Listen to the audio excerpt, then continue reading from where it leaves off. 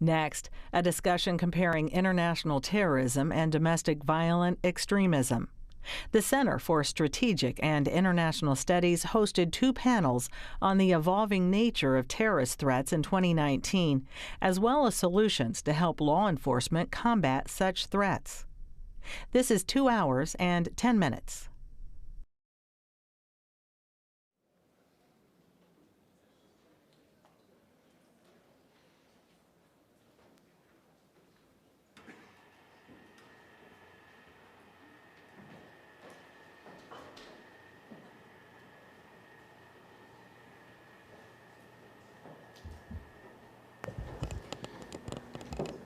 Thank you for coming.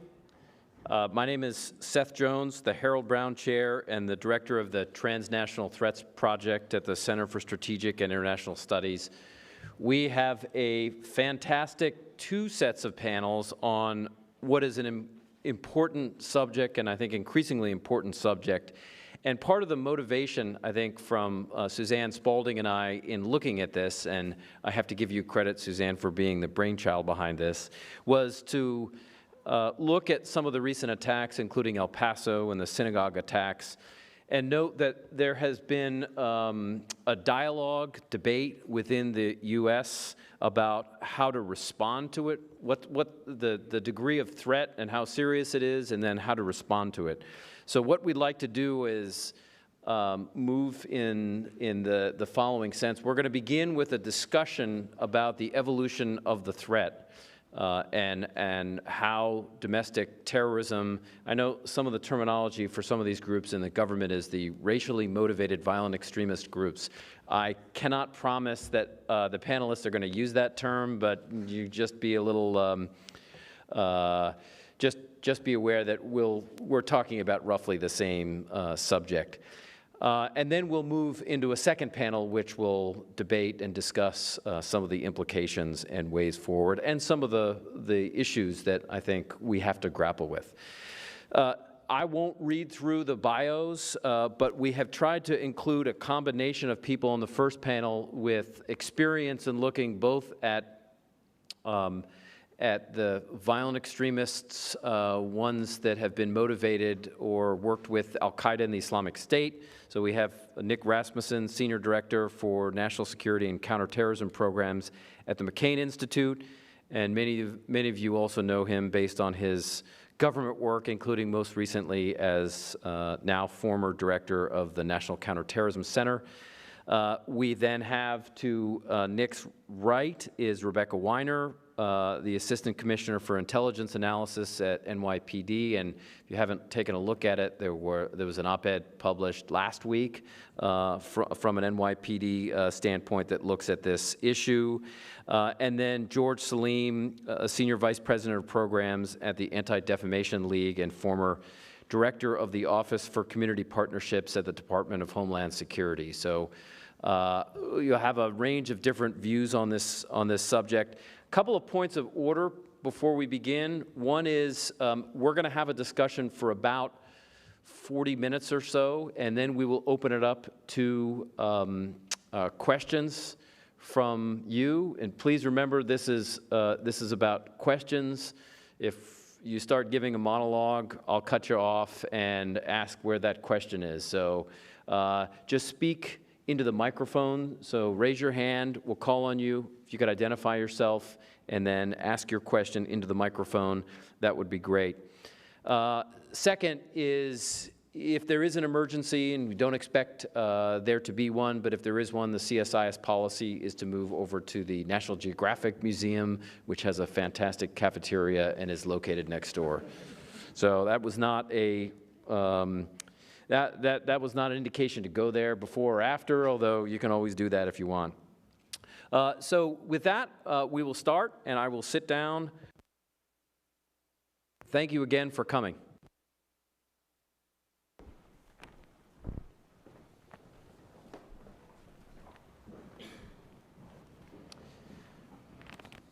All right, Nick, why don't you start us off? I think what would be helpful is to get a sense, particularly after 9/11, U.S. government focuses a lot on the threat from Al-Qaeda and then the Islamic State. but we've now added other kinds of extremist threats into the U.S., attacks from far right, including white supremacist groups. There are obviously threats from far left and others. But how do you see this issue evolving over time? Well, thanks, Seth, for that opportunity. And I will kind of use the broadest of brushes in offering some thoughts on kind of the way the threat picture has evolved over time. And I'll do that mindful of the fact that there's quite a number of people sitting in this audience who've had their hands on various national intelligence estimates or other key documents that have crystallized or framed this problem for our policy community. So with apologies to some of those folks who might end up shaking their heads as I generalize about the nature of the threat in the period since 9/11. I think it's fair to say that in the period right after 9/11, certainly for the first several years, we were very al-Qaeda focused. That's not surprising. That was the terrorism threat that was most proximate to the United States. It's certainly, in terms of the homeland, what we were the most concerned about. And we still are very much in our mind in those early days had a model in mind of an organization that was trying to penetrate the United States, that was trying to in a sense, infiltrate operatives, think sleeper cells, think clandestine covert operations to get individuals inside the United States in order to carry out terrorist attacks. And we developed, I would argue, quite a strong capability to detect and mitigate against that kind of threat using our intelligence and law enforcement tools. Of course, over time, as al-Qaeda metastasized, to use a word that often was used, and as al-Qaeda became not just an organization that we were dealing with centered in South Asia, but became a global organization with a series of very potent and very lethal affiliate groups, the challenge and pressure placed on the Homeland Security apparatus to succeed in that endeavor got quite intense at times. And then I would argue the threat began to shift to one that actually became much more of a, in some ways, more challenging threat dynamic, that of the so-called homegrown violent extremist. The idea that we were not as threatened day to day by that sleeper cell inserted from abroad, but instead it was most likely the individual who would be inspired, who would be motivated, who would be encouraged, propelled into action by an ideology, or in some cases by actual individuals overseas connecting with them. And that became a much more difficult and challenging problem in some ways for law enforcement, because of course identifying those individuals in the absence of the kind of usual communications patterns you see when groups are operating was not going to be easy. And then that was already an extant problem at the time ISIS kind of came onto the scene, and in a sense, I would argue, at least for a period, supplanted al-Qaeda as our principal terrorism concern overseas. The ISIS phenomenon, I would argue, only accelerated those trends that were already in motion in terms of the homegrown violent extremist problem becoming our principal homeland terrorism problem. And I won't go into why that is so. This is a sophisticated audience. You all know exactly how effective and capable the Islamic State was and is in its ability to use modern tools of communication to motivate individuals. But that HVE model is one that I would argue translates very well to this new kind of threat that we're talking about today. These are, again, most likely to be individuals operating outside of the group structure, the formal group structure. They are not drawing their direction or even their capability in most cases from some kind of playbook that a group publishes. They are not carrying a lanyard necessarily around their neck that says, I belong to this group and it follows this structure. And so, and again, I'll be interested to hear Rebecca's comments on this as she looks at the caseload inside New York City. But at least in terms of volume, if you go by what FBI is saying publicly, and certainly Director Wray has been very upfront about this, the caseload that the FBI is managing on this set of domestic terrorism-related concerns has come to be at par, basically, with the international terrorism set of concerns. And that's something, I'll close by saying this, and particularly when I'm in the overseas environment where people are saying, aren't you Americans all spun up over domestic terrorism right now? And I say, yes, we are, and we should be. But don't forget, you almost can't go a day or two or a week or two without also reading in the United States press somewhere of an arrest, a prosecution, or a disruption involving what we would call international terrorism, an individual tied to the ideology propagated by ISIS or al-Qaeda. And so it's not as if one went up and the other one went down, it seems we are dealing with a problem, I think, of rough parity right now. I'll stop there. Rebecca, turning from Nick's overview, historical overview, to New York City and the area that you take a look at, two questions. One is, how are you seeing this play out, this international and domestic terrorism play out in New York? And the second is, on the domestic side, including domestic groups, far-right extremists, for example, how do you, I mean, how are they structured? How informal is it? How do you characterize it?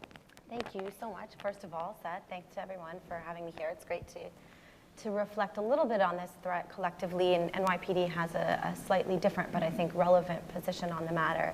And Nick laid it out very well. I think if we want to understand this threat, whether we call it racially motivated violent extremism or white supremacist extremism, we have the toolkit available to understand it. What we're seeing in New York looks in many ways very similar to the homegrown violent extremist landscape. You're dealing with a very similar set of actors who are aggrieved, angry, often disenfranchised in some way or another, who are seeking an ideology that justifies their violent intentions rather than driven in a formal way like we saw years ago with Al-Qaeda, driven by that ideology. Also, counterintuitively, demographically more diverse than one might imagine.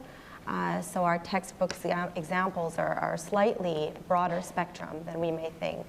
The radicalization process, again, is somewhat similar to what we're seeing among HVEs, online subcultures that are spanning from open to closed forums, the Twitter and Instagram, to forums like Weiner and Riot and Discord, and increasingly Telegram, where individuals are consuming and disseminating propaganda that looks a lot like propaganda that we're used to seeing from ISIS. So some formal aesthetic similarities as well. In terms of the sort of defining ideological pillars of these groups, there are texts that drive, whether it's the lone actor or the formal groups, similar to what we were seeing for years in the ISIS, Al-Qaeda, and HVE world. So it's different books. Obviously, it's the Turner Diaries, it's Siege, it's Mein Kampf, not Milestones or The Management of Savagery. But it is a difference that is, there are more similarities, I think, than differences. The mobilization to violence also bears similarities. So tactically, you're seeing the same sort of low-tech, do-it-yourself style tactics that we see among HVEs. If we look back to Unite the Right, vehicle ramming, which is obviously straight out of ISIS playbook, the mass shootings that we saw in El Paso and Christchurch and in Pittsburgh. So I would say that what this means for local law enforcement is that we need to rely upon the tools that we have developed starting from 9/11, but really I think in the 2009-2010 timeframe where things sort of shifted pretty radically to the HVE, the lone actor from within. And this is a conventional suite of law enforcement tools. So if we cite some New York City numbers, just to give us context, and I think this goes back to your point, Nick, about numbers. So there's been 32 formal, disrupted, or successful plots against New York City since 9/11. We've seen a couple of shifts over that time frame. If you separate it into two phases, so the first 9 years and the second 9 years, you see 12 incidents in the first 9 years after 9/11, 20 in the second 9 years and since 9/11, so that's a pretty dramatic uptick. And the actor has changed quite dramatically. Of the 12 that happened in the first 9 years since 9/11, 2 would be attributed to homegrown, 10 to external. Since the 2009 timeframe, there's been 15 that we would think about in the homegrown context, of which 2 we would consider white supremacist extremism. So that shift in actor, that acceleration in pace, but in terms of if you're trying to weigh international or HVE versus domestic, we're seeing more still of the international HVE. That said, we've begun looking a lot harder, and we go back to 2017 when James Harris Jackson traveled from Baltimore into New York City to fatally stab an African-American man. Obviously, he did this because New York he thought of as a media capital where his attack would have a force multiplication effort amplified by the media, which was in certain ways what helped drive Cesar Sayoc in his more recent incident, which is sort of less formally what we would think of as white supremacist violence.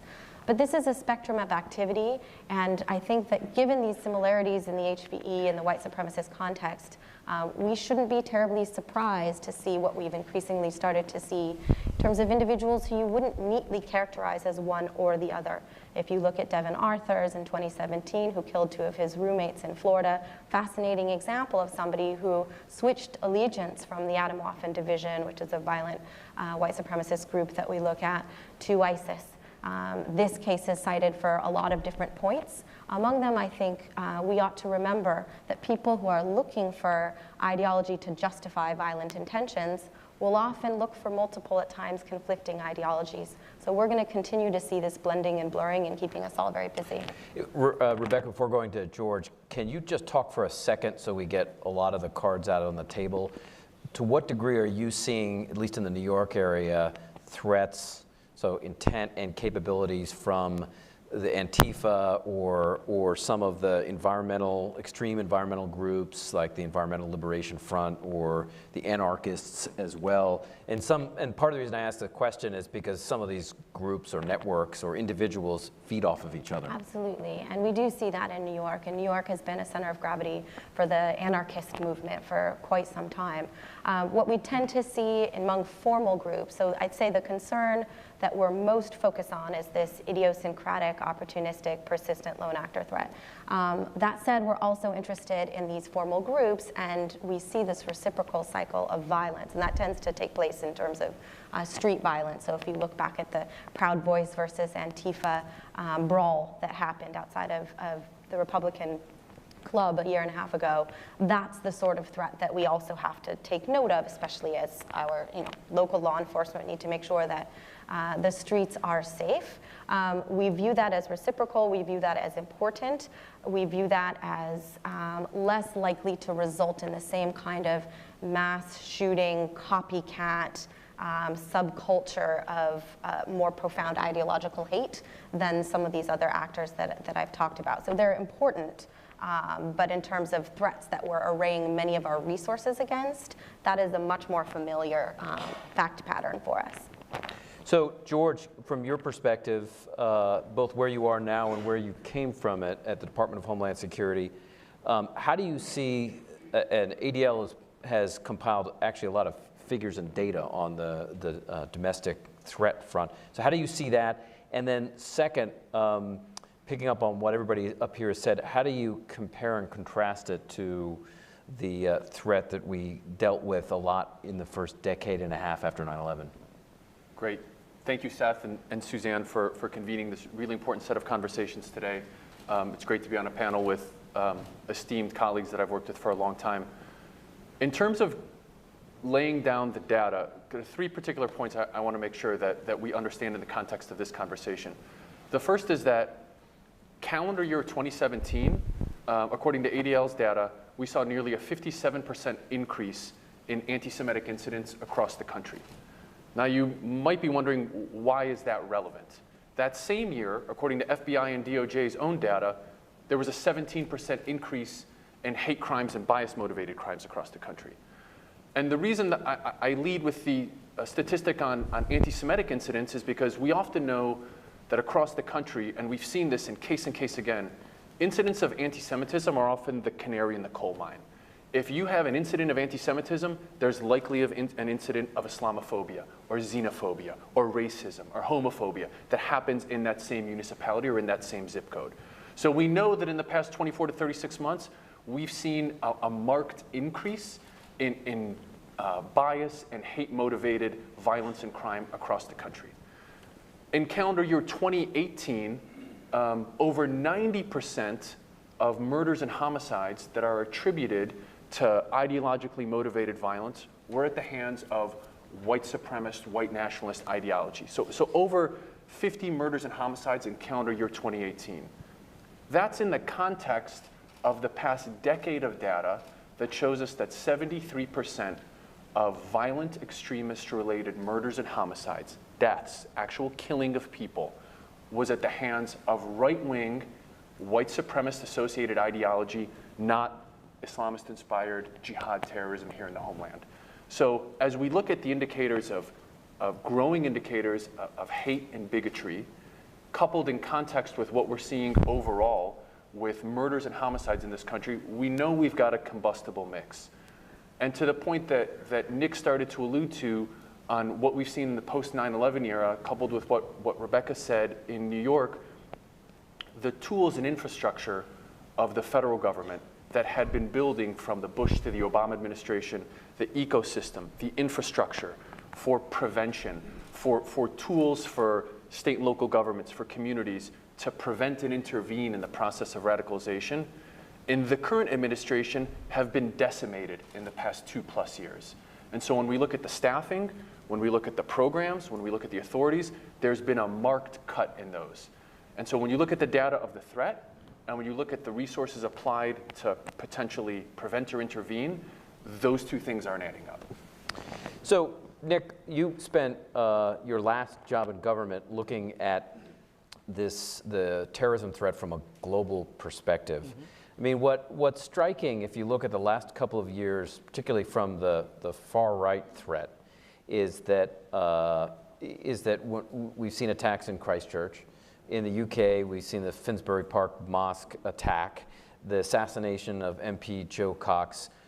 To what degree do you assess this as becoming, or maybe it already was, a much more serious global issue, or at least one that moves across Europe and Australia and New Zealand? So I want to be cautious about that because I think there's still a lot we need to learn about this. But what I can, I think, confidently say is that there is an international or transnational dimension to this problem. And so, again, some of my argument since leaving government has been we need to do more to understand that. Does that mean it is going to look like ISIS? It is going to look like Al-Qaeda? Of course not. But there may be a transnational dimension to this, an international dimension to this. Clearly, what we learned in the aftermath of Christchurch suggested that that individual had international contacts. He had traveled internationally. He had engaged internationally. He had found himself among like-minded travelers, fellow travelers in this movement. And so, to me, that argues simply for doing more to understand the nature, that transnational nature. And that means opening a conversation with partners that would perhaps be broader than it has been in the past. And again, I say this not with any sense of pride, but for all of the years where I spent sitting across from other countries' senior terrorism and counterterrorism officials talking about terrorism problems, not once did those conversations include a conversation about this dimension, what we would call so-called domestic terrorism. And that was in part because of the way our system is architected and what fell within my area of responsibility as opposed to what fell within other department and agency areas of responsibility. But it's certainly a feature of the landscape. And so the idea that we would not be trying to maximize the kind of intelligence and information exchange that we could get by talking openly about our set of challenges and wanting to learn openly about the set of challenges that our partners feel around the world, to me, that seems like an obvious step we should be taking. And I imagine we are taking that. There are certainly fora for having that kind of conversation now in intelligence channels now, and I'm glad, and I hope those expand. But I want to be careful. I don't want to just assume that because the problem is pressing and at the top of our agenda right now, that it looks the same way as our post-9/11 set of terrorism concerns. And so let's dig into it. Let's find out if those individuals who are connecting with like-minded individuals overseas, are they going beyond that? Are they actually engaging in the kind of sharing of tactics and technology and other forms of tool making that allow them to be more effective in their kind of homegrown violent extremist activity? Are they just kind of dabbling with each other overseas and sharing common frustrations, or is there actually an emerging network here? I don't think we know the answer to that yet. One question, Nick, just a follow-up. To what degree is it a challenge, or is it a challenge, when we deal with the subject of domestic terrorism in sharing information across government agencies? Because we're talking about U.S. citizens here potentially operating in the U.S. Now, we know with individuals, say, from the Rise Above movement, that a number of them before their arrest traveled to Ukraine or traveled to Italy, traveled to celebrate Adolf Hitler's birthday in Germany. So I suspect when people leave the country, there are tools available to monitor their activity. But how does it how is this different from an international terrorist organization in terms of coordinating or sharing across government agencies? It certainly ends up being a complicating factor. And that, to be honest, that would have been true even if you were talking about sharing of information on US nationals in the context of international terrorism. I mean, for example, I used to point to this as a little bit of a silver lining of the ISIS experience. And there weren't many silver linings, trust me, in the ISIS experience. But one of the silver linings that I felt did exist is that it caused US agencies and departments to be more willing to be sharing with our foreign partners overseas about, for example, our own population of foreign fighters, because we certainly needed that reciprocal cooperation from them. And so when we had cases involving US nationals who were traveling to fight for ISIS or traveling to the conflict zone in Iraq and Syria, that was information that we were now prepared in ways we weren't previously to share with foreign partners. And as a result, I think that did elicit greater cooperation from foreign partners talking about their nationals, which is, again, always a sensitive subject.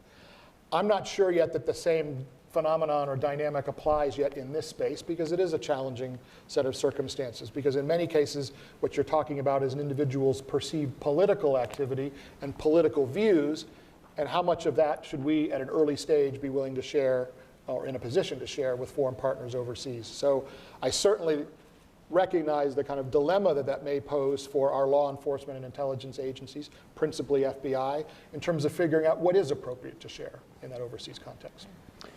Rebecca, I'm wondering if you can unpack a little bit what the potential threat looks like. I mean, in terms of the plots that have been disrupted, or even attacks that have been successful the last couple of years, what are you seeing some of the trend lines in terms of the types of tactics that individuals are using, or how they're attempting to recruit individuals? For an audience like this, what should people be concerned about in the direction of this, in terms of the nature and the degree of the threat? Mm-hmm. So, you know, it's interesting hearing Nick talk about the transnational element of it. I think that while we do see quite a lot of similarities, again, tactically, structurally, ideologically, even in certain ways, between the white supremacist extremists and the HVEs, the transnational picture is quite different. And I think that when we think about transnational, we think about formal hierarchical command and control, and that is not what we have been seeing in this landscape to this point. Yet we do see transnational links, and again, they tend to be more fluid.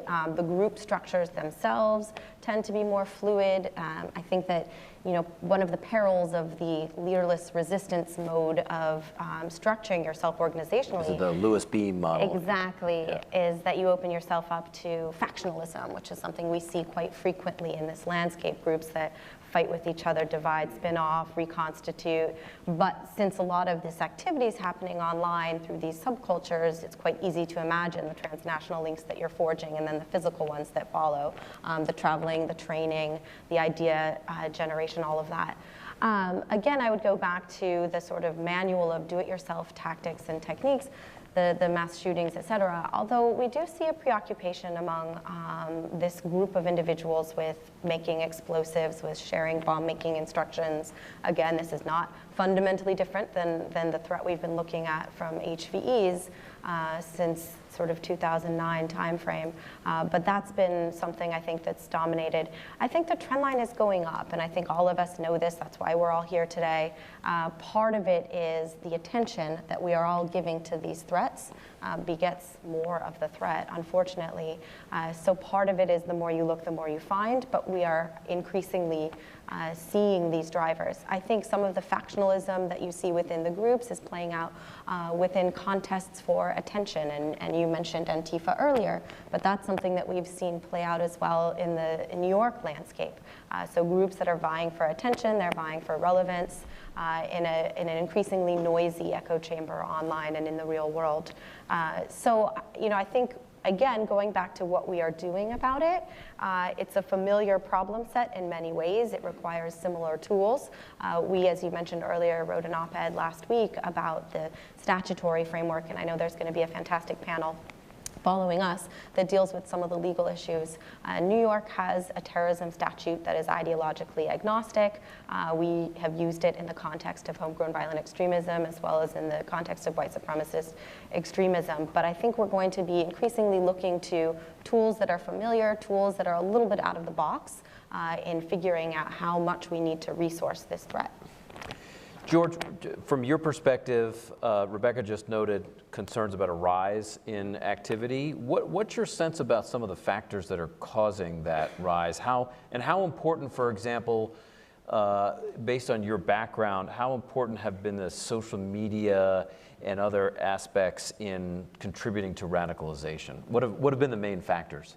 So one of the most significant factors that we've seen in the ISIS case study of online radicalization and mobilization is we see what many of the counterterrorism experts refer to as the kind of flash to bang period shortened.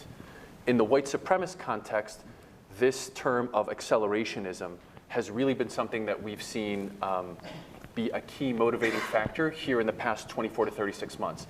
That's in the context of if you are an individual who believes that the white race is under attack, that black, brown, Muslim, or other minority people non-white people are coming into this country and will soon become the majority, that I need to do something now. I cannot wait a month, a year, 2 years. I need to take action today. And we see this concept of accelerationism at play in the Pittsburgh Tree of Life synagogue attack, in Poway, in El Paso. The notion that if you adhere to this ideology, you're not going to wait around to see how the demographic game plays out. You're going to take action more immediately. And so to the extent that we see some of the utilization of social media platforms at play here is absolutely a key factor. One of the key differences is the connection with gaming and other platforms. The 4chan, 8chan, Gab, and most folks who have followed this issue with any level of detail have seen how this issue has played out and the connection and the sharing of ideas and really the proliferation of these types of hateful ideologies and the sentiments of accelerationism and the need to take action that have infected the minds of people that have committed these domestic terrorist attacks. That's absolutely been a key motivating factor. In fact, there's a Senate hearing this coming week on Wednesday on this exact issue. Nick, Can I just jump on something George said, though? I mean, this is where the parallels to our traditional HVE problem end up being so striking. You know, it ends up being a case where individuals have a particular view of history, a particular read on current events through the prism of that history that drives them to feel that there is no choice. They are compelled to take action. And I think what George put his finger on is that is not something that is stewing and marinating over years and years now. That is happening in a much more accelerated fashion. And that may end up being a factor that differentiates this particular part of the problem from our, because I think in some cases our HVEs did have a very quick flash to bang, but in other cases it played out over much longer periods of time. If we are entering a phase where that kind of mobilization happens in a much more compressed timeline, that is going to put even more pressure on law enforcement, to identify indicators that can actually serve as warning signals, and even more of a requirement to kind of engage in the prevention agenda that George alluded to in his previous set of remarks. And I know we're the problem panel, and the next group is the solution panel, but let's play solution here a little bit. And you certainly have to argue that investment in the prevention set of initiatives that was going on in prior administrations, reinvestment in those initiatives would make sense given the size and scope of the problem we're facing. Seth, can I jump in for just one more second?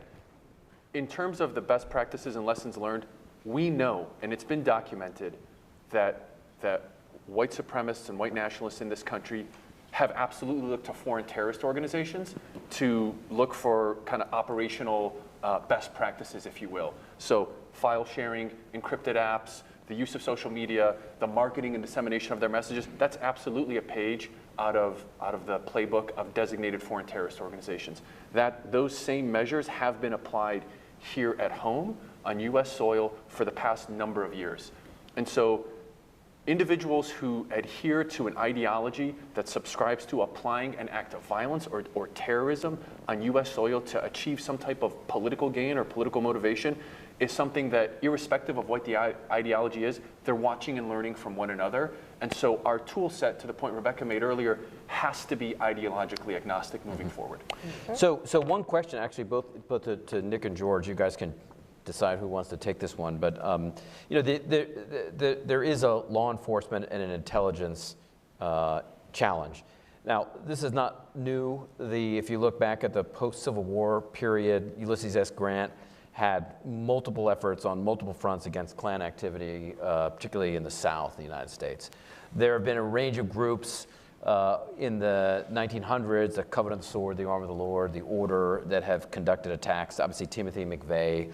So there's an effort of gathering intelligence on individuals prepared to conduct terrorism and violent acts in the United States, and then to arrest those people and charge them, and then if there's evidence to convict them. But what we are seeing, what is new about this is some of the technological means they have to use the social media dimension, which also brings in the private sector. And having seen some private sector, including Facebook officials last week, I know this has been a challenge for what they do on their platforms. To what degree is this also a private sector issue? And any thoughts before we get to the solutions panel on how to deal with, I mean, hate is free speech. So how do we think about this threat on these online platforms? Well, I know George ADL's had a pretty active set of engagements with the private sector in this area, so I'll let you go first, but I'll chime in after. So very quickly, the solution set here is not, you know, government should do this, private sector should do that. The solution package here is partnership. Partnership to find a shared risk, shared reward. Platforms are at risk for exposing other innocent users to bigotry, hatred, anti-Semitism, xenophobia, etc. on their platforms. The American public, in the form of communities across this country, El Paso, Dayton, Pittsburgh, Poway, the list goes on, have lost sons, daughters, fathers, husbands, etc. And so the solution set here cannot be government needs to do this and the private sector, technology companies, social media companies need to do that. The solution set here moving forward is partnership in a very integrated model where government, law enforcement at the state, local, and also local community-based actors, mental health, social service, education providers, we need to apply a comprehensive set of solutions to this issue set today. And when it comes to national security issues, that's a new way of thinking that makes a lot of people, both on Congress and in the executive branch, uncomfortable. But from where I sit, it's the only way we can move forward. So, Rebecca, last question, and then we'll open it up, which is, you know, there are people who have expressed concern at the absence of a domestic terrorism statute, and I'd be curious from your perspective, and as part of that, you know, there are folks who have complained,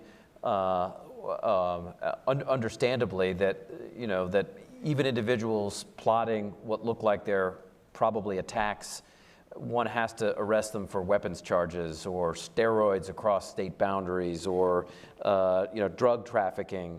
So how serious are some of these issues, at least in the New York area? And this gets to a comment you made earlier. Or how much do you feel like you have enough of the tools in place right now to deal with this? So that, and obviously we're going to delve deeply into this in a few moments with the second panel. I mentioned the New York State statute. It has served us quite well because it's ideologically agnostic. What it does do, and what I think is quite important, is that it places the sort of moral, ethical primacy on terrorism as a crime and as a very special one that we need to think about carefully without applying international domestic to it. And I think that while we have a suite of federal laws, a suite of other state laws at our disposal, what you lose when you charge somebody with steroids across state lines or something like that isn't necessarily the jail time, although that can be a factor, but it's all of the other authorities and resources and the importance that's placed on the threat issue in general. And I think it's important that we look at this threat holistically across an ideological spectrum instead of in these very specific buckets.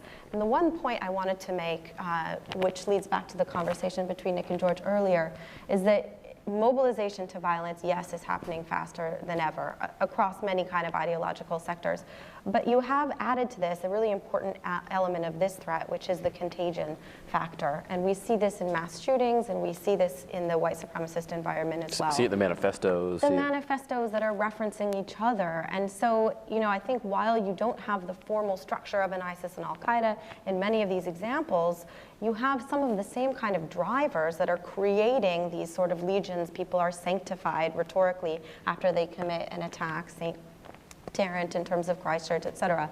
And so that's why you need to get in very quickly with some of these public-private tools, and deplatforming, given the role that the online environment is playing in this context, becomes incredibly important. And it's taken a little bit of time for the private sector to catch up to the white supremacist environment, started very heavily and aggressively in the international terrorism context. But these kind of efforts to make sure people aren't able to engage online become very crucial. Great. All right, we're going to turn it over to you. We've got microphones in the back, so if you could just raise your hand and then just please identify yourself and then keep it to a question. Right, we'll start right here.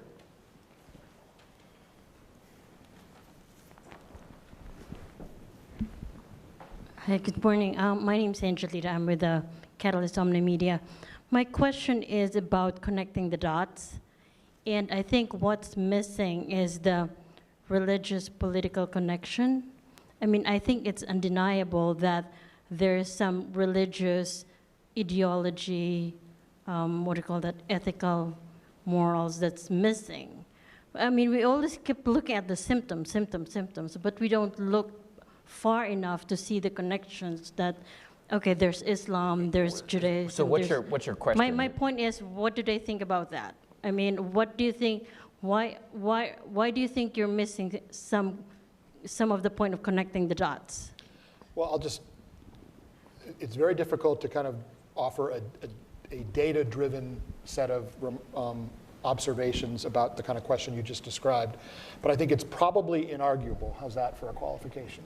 Probably inarguable that the political climate we are living in contributes to the kind of apocalyptic view of the sort that George described earlier, the sense that we are at this moment in history where something must happen or else, or where my particular subculture, my particular sub-community is at risk because if X or Y does not happen, or if I don't take steps against it. Well, obviously, the kind of political environment we are in at the moment is producing the kind of rhetoric that contributes to that. And again, rather than saying, is something the president or another politician said responsible for an attack, I think that's pointless and really doesn't contribute much to the debate. I would instead flip it around and say, let's just put the responsibility on all of our politicians to play a more productive contributory role in terms of bringing down the temperature and not trying to speak in ways that will be, serve as, in a sense, dog whistle kinds of comments to the kinds of individuals that George was alluding to. But it's pretty hard to have that, to make that case in a data-driven way. It's more of an impression that I have. That's fine. Okay. Next question, right here. Yeah, wait for the microphone, please. And again, just William Lawrence, George Washington University. People who engage with radicals in online spaces like Jesse Morton, who's spoken here before, say that there's not only parallels between how white nationalists and jihadists, homegrown or otherwise, radicalize, but there's actually a symbiosis there, that they're actually radicalizing each other. So I was wondering what you're thinking about, first about online engagements in those spaces during the radicalization process, and about that very symbiosis between the two sides going after each other, and how to kind of break that symbiosis. And you might add an issue that I may follow up on too, which is immigration appears to be an issue that's come up too. So I'll start, and then I'm curious for Rebecca to weigh in on this as well in terms of what she's seeing in New York. So to answer your question very directly, yes, there is a connectivity, and there is a one playing off another to some degree. And there's been a lot of cases where we've seen that documentation. It's been thoroughly noted by Jesse and countless other folks who I think are mostly right on this issue. What I'm not sure is how much we can extrapolate that to. Like, can we draw that on every case? I don't know, like, how we kind of call that down to a percentage. I've seen it. It's true. It's been noted by good scholarship and research, but I don't know how broadly to extrapolate that. I would agree. I think, yes, that is something we're seeing, and I think that it makes sense, right? These are tactics that work in this context, so they're not revolutionary. They're not terribly complicated. Their simplicity is what gives them power. And if you go back to Louis Beam and leaderless resistance and Abu Musab al-Suri, so these are concepts that have had a lot of play in both of these worlds. So it absolutely makes sense that if you are entities that are operating in lone actor or small cell context, you would use some of these tools available to you. You would be active online. I don't see direct partnership between jihadists and white nationalists in a specific forum. So it's much more a kind of generalized impression that these are the tools that are best suited to today's violence environment. Yes. Yes. Yeah, that is absolutely true, yeah. Well, one follow-up question. To what degree, I mean, this is a complex phenomenon. To what degree has the immigration issue been a facilitator in the radicalization process? It's certainly a major theme in some of the other attacks. It was a theme in the New Zealand attack with immigration in places like France. To what degree are you seeing immigration as an issue? Obviously, we're talking about extremism here. So how important do you see that as an element of this? As an issue that's cited as a grievance or as a driving factor, it's foundational. I don't know if it's more or less important than other contributing factors, but it's a key kind of pillar when you look at the elements of accelerationism, when you look at what white supremacists perceive to be a threat against a white Anglo majority in this country, refugee, asylum seekers to this country, and the quotas that the U.S. allows in, and as those numbers continue to fluctuate, is a foundational element of their argument. I think you want to, That's what I was alluding to earlier. George just chose to use better words. So. Great. Okay. Right here in the back with the glasses on.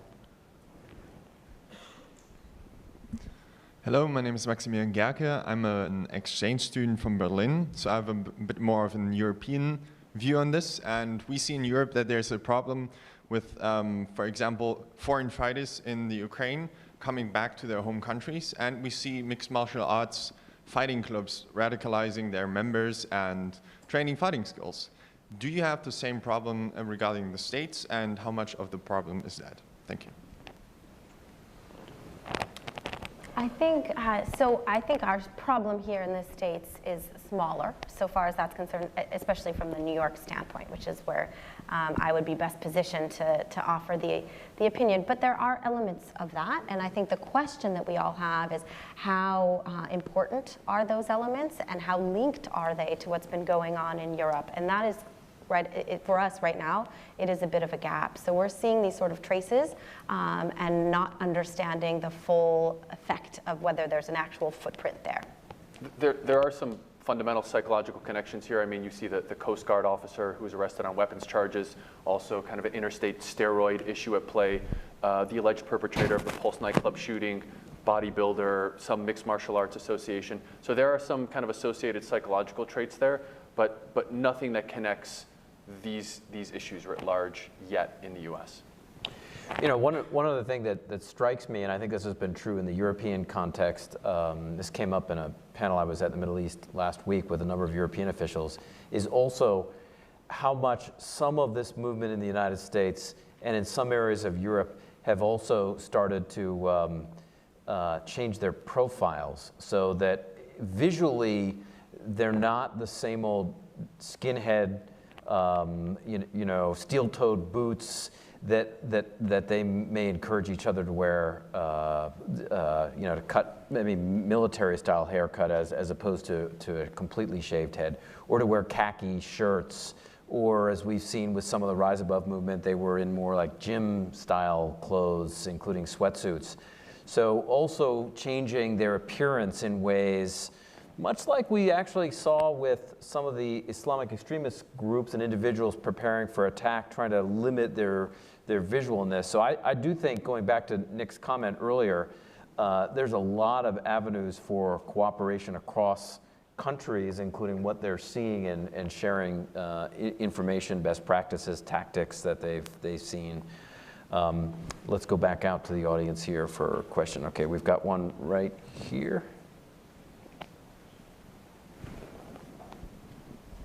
Thank you. Sirwan Kejo, Voice of America. So there is a federal statute that defines domestic terrorism, but it carries no penalties. What would it take? My question is, what would it take to change that, I guess, to start charging American citizens with domestic charges without them having any affiliation with foreign terrorist groups? Thank you. Note, by the way, we'll get to this to some degree in the next panel, so you may want to also re-ask your question to the next panel. Does anyone want to? And I would just say, again, as a preview of what you'll hear from people far more expert than I on this, I think there are some on the Hill who are at least exploring the idea of what value a domestic terrorism statute, which would actually criminalize activity of the sort that is defined, as you say, but not necessarily criminalized in statute right now. There is some effort underway to try to determine what actually would that do in the way of giving law enforcement more tools than they currently have, and how do you balance that against any concerns that might exist about the way that might constrain free speech or be viewed as a tool that could somehow be used against other forms of political expression over time. And so I suspect when you see legislation introduced on this, it will generate healthy debate, as it should. Those of us on the outside who've been advocating that this be considered haven't said, you must do this because this will solve the problem. Instead, the argument has been, this needs to be looked at because this is a tool that we haven't been using that might have some value. And I think that's the way to think about it. Agree. Okay. Other questions? Why don't we go to this side of the room here? Yeah. The microphone's coming.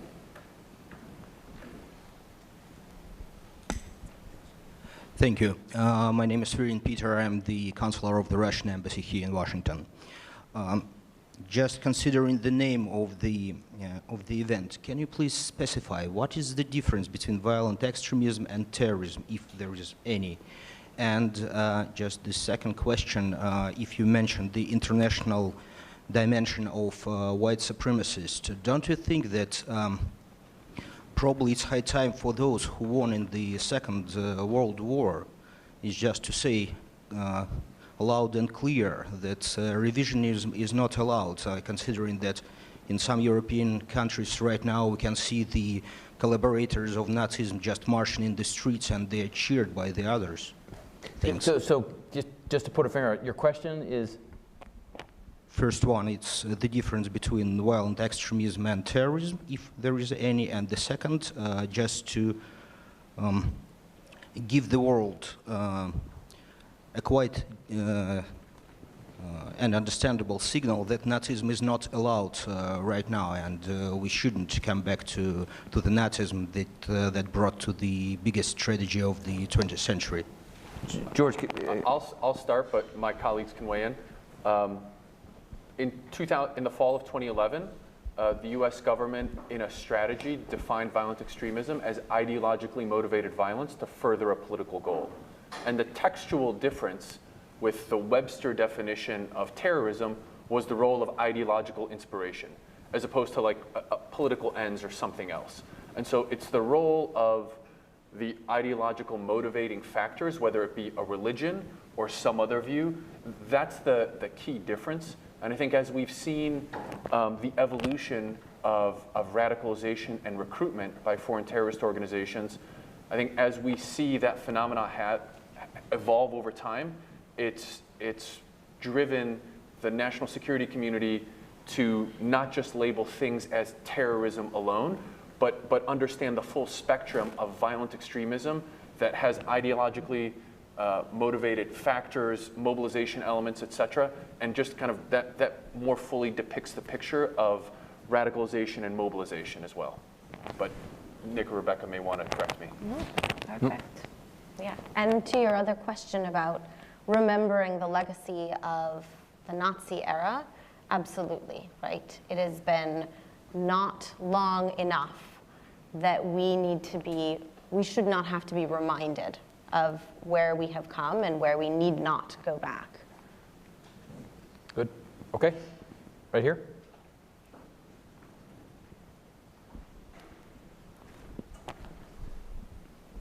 Thank you.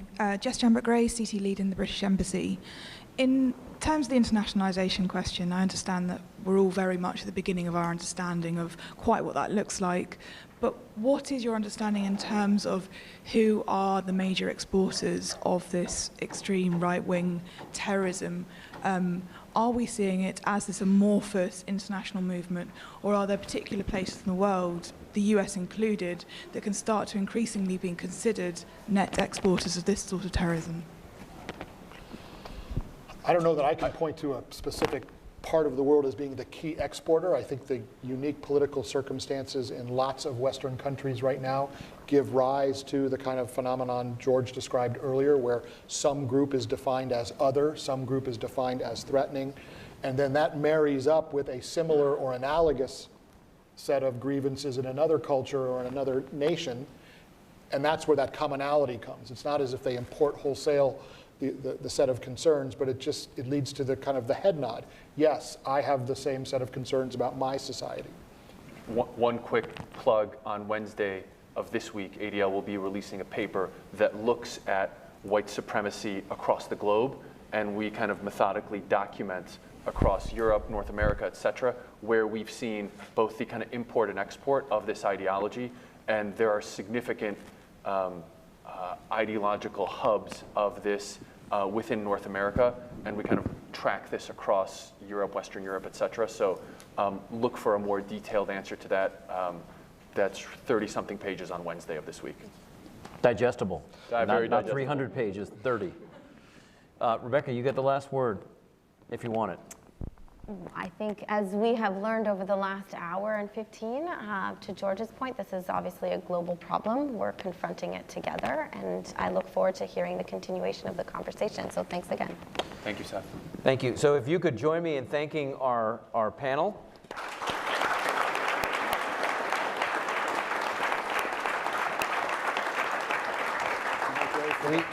We have tried to tee this up for Suzanne and her panel to answer all the tough questions we have, definitively answer all the tough questions we have raised. So if you could stay seated, we are going to transition over to Suzanne's panel, and this should be an interesting, frank discussion of how to think through some of these issues. So thank you again.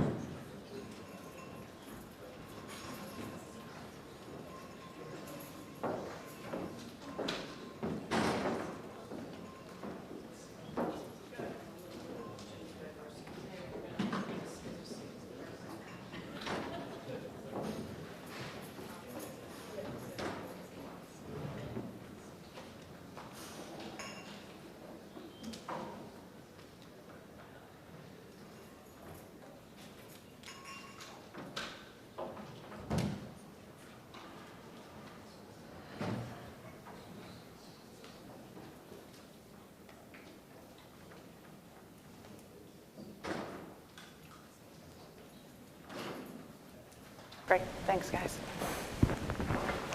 All right, well that was terrific. I want to thank Seth and his panelists for setting the stage so beautifully for this follow-on conversation. Seth has been such a tremendous colleague and is always game when I come to him and say, hey, I think we've got some complementary issues here. Why don't we pull together some discussions? And I thought that was a terrific introduction. We're going to move now to talking in greater depth on some of the things that were touched on in the first panel, which is sort of the, so how do we go about confronting this challenge of whether it's racially motivated violent extremism or other ideologically motivated domestic terrorism? And what are the lessons that we appropriately learn from our years of experience with international terrorism in the traditional context of that international terrorism that are appropriately applied, and where are some of the things we need to be more thoughtful about? And I come to this, I started thinking about this, I was immediately taken back to 1985, when I was a relatively new lawyer working on Capitol Hill for Senator Arlen Specter, then Republican of Pennsylvania, on the Judiciary Committee. And a Palestinian terrorist had seized a cruise ship, the Achille Lauro. And a Pennsylvania resident, Leon Klinghoffer, confined to a wheelchair, was murdered and pushed off the deck of this cruise ship. Senator Specter immediately reached out to DOJ and FBI. We've got to prosecute this crime. This is an awful crime against my constituents, and was promptly informed that there was really no good legal jurisdiction over a criminal attack against an American overseas. Our criminal laws generally don't have extraterritorial, in those days, certainly extraterritorial jurisdiction. And so we set to work and wrote the Terrorist Attacks Against Americans Abroad statute, 18 U.S.C., then I think it was 2331, to fill a true legal gap in our ability to bring all of the tools that we had at our disposal against this very serious threat. Over the years, quite a robust legal framework grew up to tackle international terrorism, and particularly after the attacks of 9/11, right? When there was a major effort, repeated effort, to make sure that the tools that we had in our normal domestic criminal context could also be brought to bear in that national security and intelligence context. And I testified quite a bit in those days that as we migrated those authorities over to this more secretive context that would not always result in a public prosecution, in fact, often not, that we recognize that the safeguards that come from public scrutiny and a public prosecution and rules about the fruit of the forbidden tree not being, evidence not being able to be introduced, et cetera, that did not apply in the intelligence community meant that we had to be thoughtful about what safeguards we would put in place in their stead, right? So now today, here we are, looking at this rising concern about a domestic threat, usually wholly contained within the United States, without the that is from a different ideological premise in many instances, as we heard. From that, we've grown to see in the international terrorism context, where a lot of the authorities that built up after 9/11 were based on the seriousness and serious challenge of a global international threat. So now we're talking about importing those authorities into the criminal context with a domestic threat, right? And it immediately brought to mind another memory of mine when I was a kid. My mother always wanted to, I had bangs, and she always wanted to trim my bangs. And she would trim them, but they were a little uneven, so she had to even them up, trim the other side. A little uneven, trim them up the other side. I'd wind up with bangs up to here. And as I listened to the conversation over the last several months, I thought about this sort of lurching back and forth, criminal authorities coming to the national security side, coming back to the criminal side, and the need to be thoughtful as we do that. So that's our goal today, and Seth has gotten us off to a great start, and we have a terrific panel today to help us be thoughtful and inform the discussion and debate that is rightly happening now and will continue to happen on the Hill. So to help us do this today, we've got Jim Baker, Director of National Security and Cybersecurity at the R Street Institute now, formerly General Counsel of the FBI, and really a number of years at the FBI as a senior strategic advisor and other positions. And we're really pleased to have him today. We have Mary McCord, who serves now as the senior litigator for practice at the Institute for Constitutional Advocacy and Protection, as well as a visiting professor of law at Georgetown University Law Center. She was acting assistant attorney general for national security at DOJ and served as the principal deputy assistant attorney general at NSD from 2014 to 2016. She worked 20 years at the U.S. Attorney's Office in the District of Columbia. We also have Steve Stransky. Steve is a former colleague from the Department of Homeland Security, where he was for 10 years, including 7 years as the senior counsel in the Intelligence and Law Division at DHS, and oversaw a lot of these relevant issues. He was also deputy legal advisor at the National Security Council. And Harsha Panduranga? Panduranga, yes. Who is counsel to the Brennan Center's Liberty and National Security Program. And before that, he was a litigation associate at Simpson, Thacher, and Bartlett in New York City. So we're really pleased to have this distinguished group here to help us think through these issues in a very thoughtful way. And Mary, we're going to start with you. You recently penned an op-ed in which you proposed several changes, both to law and to the jurisdiction of existing institutions that you thought might help us to get our arms around and address this growing challenge of domestic violent extremism. And so maybe you'd like to kick us off by talking about some of the changes that you think we ought to be thinking about. Sure. Thank you to hosting this. This is actually the third event of the day that I've been talking about these issues, which shows how important they are to so many different constituencies. I started off the morning with an inter-Jewish Muslim alliance, then over to the Carnegie Endowment for Peace, and now here. But I'm thrilled that this issue is actually getting attention so that we can give it some real serious thought and take the pulse and the temperature of everyone in this country about how we should approach this problem. Some really baseline stuff. We use these terms, Suzanne used terms like domestic and international. Those really come from our legal regimes, but so we consider, we meaning the government, I was there for so long I cannot stop but always saying we. The government thinks of something as international terrorism, even if it occurs here domestically in the US, if it's done in furtherance of the goals of a foreign terrorist organization like ISIS or Al-Qaeda. The government considers it domestic terrorism if it occurs here in the US, but it's based on other ideologies. It's based on just an intent to intimidate or coerce or to influence the policy of government through intimidation or coercion, not related to a foreign terrorist organization. So it's really confusing since it all is occurring domestically, right? But that's the sort of rubric we'll use probably for this discussion, just to kind of keep it straight. I first started writing about this the day after the Unite the Right rally in Charlottesville, Virginia, when James Fields used his vehicle to plow into a group of counter-protesters. He had been there with the white nationalists and white supremacists who were marching and engaging in violence, and he killed Heather Heyer and seriously injured scores of other people.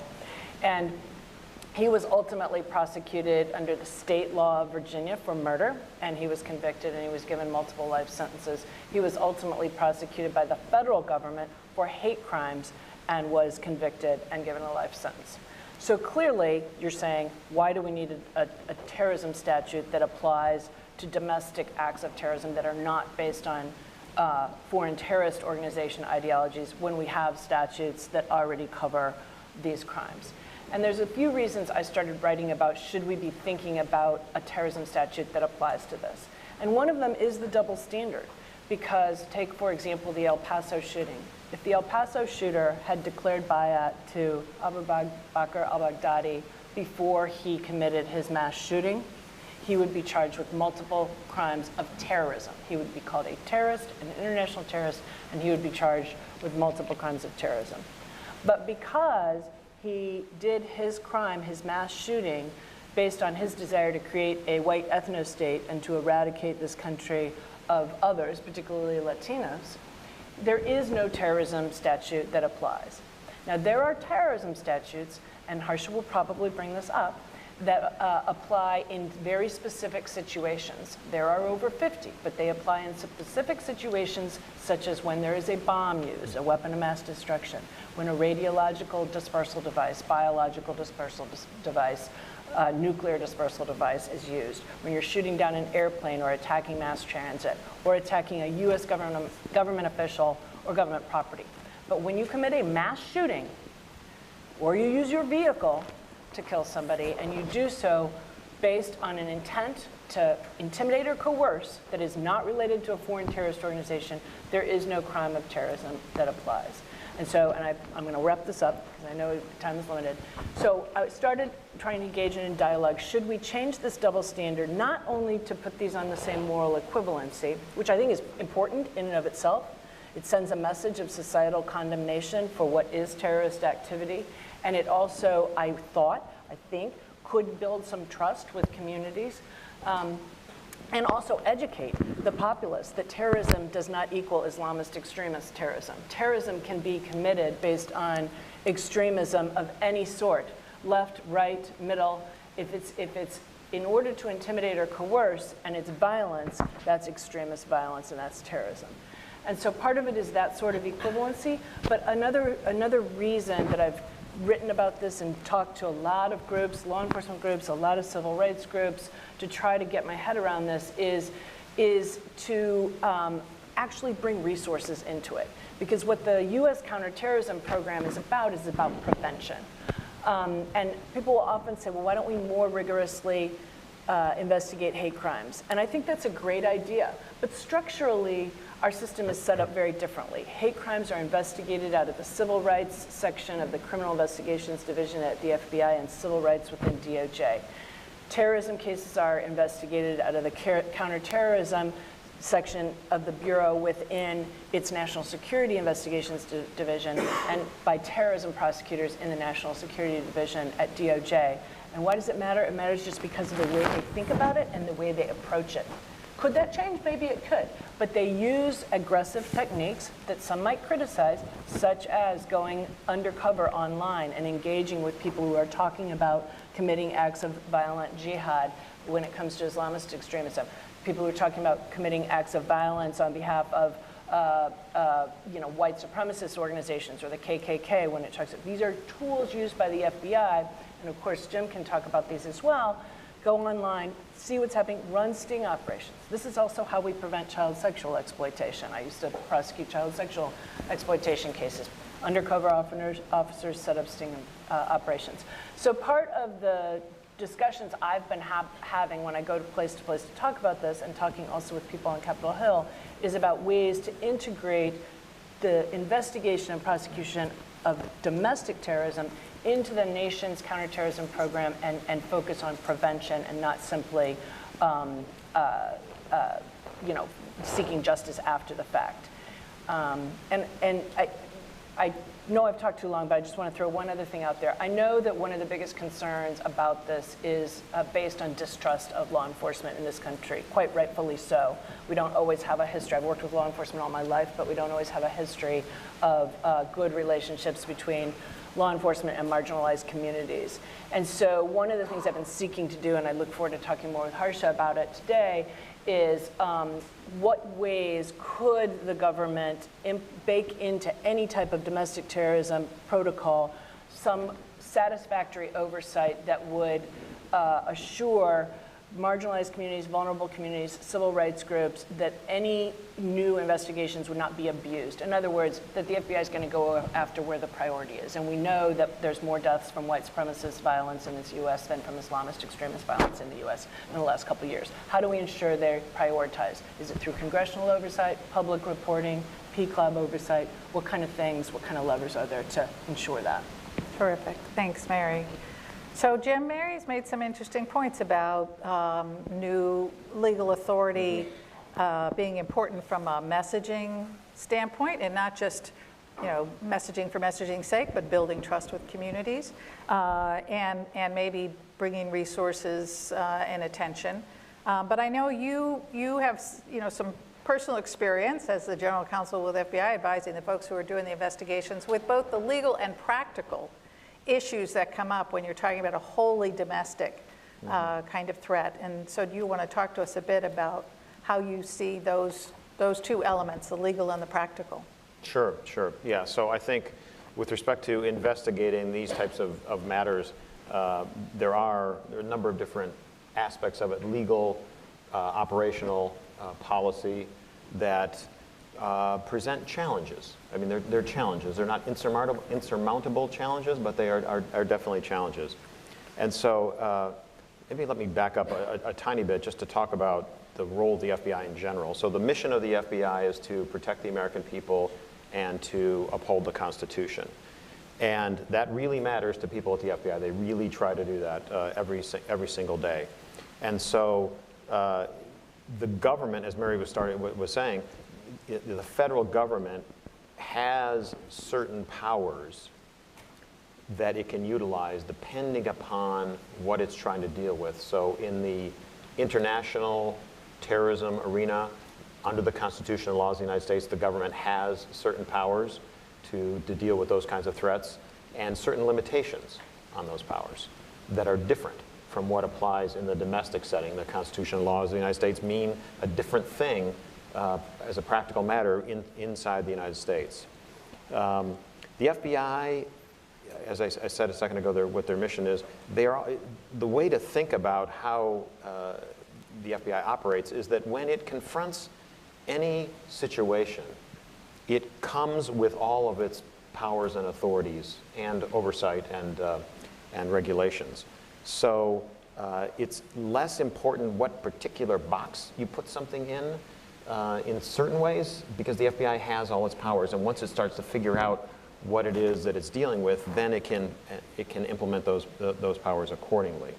So dealing with the domestic terrorism type of investigation, some of the most difficult challenges, I think, are both legal and operational. On the legal side, yes, I think a domestic terrorism statute would certainly help. It would be another tool that would clarify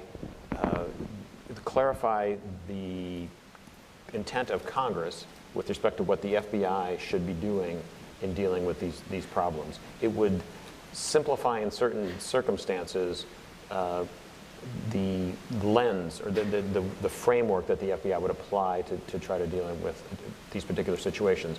But yet there would still be a requirement to assess that the facts supported the notion that this was a domestic terrorism offense as opposed to something else, right? However, in my experience, the main issue that the FBI, the main legal issue that the FBI has to deal with, and it tries to deal with this effectively every time, that's my experience in dealing with folks throughout the organization, is the First Amendment. Because it is not unlawful to have extremist views in the United States. What's unlawful is to commit crimes, crimes that are articulated in the federal context by Congress and the statutes that are set forth there, as well as the state, the crimes that the FBI supports its state and local partners in investigating. And so the FBI is very, in my experience, the folks at the FBI are, at the field office, at headquarters, very conscious of the limitation on the FBI not to investigate people solely based on their First Amendment activities. They really don't want to do that. And so it makes it's a challenge to try to figure out in certain circumstances, is this a lawful activity that's protected by the First Amendment? Are they moving over into some type of unlawful activity? What's the reality there? So to me, that's the hard case, and we could talk about that more, but that's really the hard legal question at the core of all this. And operationally, look, I mean, I think these are very challenging cases to investigate. They sort of, I guess, in my mind, fall into three buckets. You know, an established organization with a structure, with a hierarchy, with a lot of members. You have sort of that type of group. Then in the middle, you have sort of some type of ad hoc group of people who've coalesced around a particular grievance or issue or philosophical perspective in extremist in nature. And then you have sort of the lone actor. And all of those present challenges in terms of investigating especially the First Amendment issue runs throughout all of them, but sort of figuring out how do you appropriately investigate an organized group that has First Amendment rights, and how do you do that? Do you have undercover officers or agents try to go into there? Do you try to recruit somebody? All those kinds of issues that people worry about there. With the smaller groups and with the individuals, it's a significant problem with respect to detection. How do you figure out that these people are up to something that is not only extremist in terms of the views that they're stating, but also then potentially criminal? And so those are some of the practical realities that still exist and will exist even if we change the law in some way to facilitate these investigations. So that's really interesting, Jim. How important do you think it is? I often talk about the need to disaggregate terms that we use. I've been talking lately about the need to disaggregate the term cybersecurity. I think it encompasses too many very different things to be useful. How important do you think it is for us to disaggregate this, whether we're calling it domestic terrorism or we're calling it racially motivated violent extremism or whatever catchphrase, into these different kinds of categories as we talk about authorities or process or policy changes? Do you think that's an important thing, particularly important thing for us to think about going forward in terms of the different kinds of tools we can bring to bear the different level of sensitivities? I mean, to me, the biggest differential, I guess legally the biggest difference is between international, where a different set of rules applies, and domestic.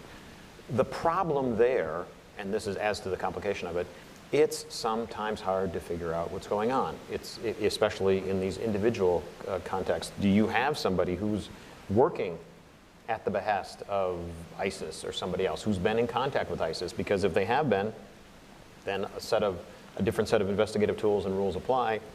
But you don't always know that. You don't always know, or usually don't know, what it is that they're up to when you first encounter them. And so it's the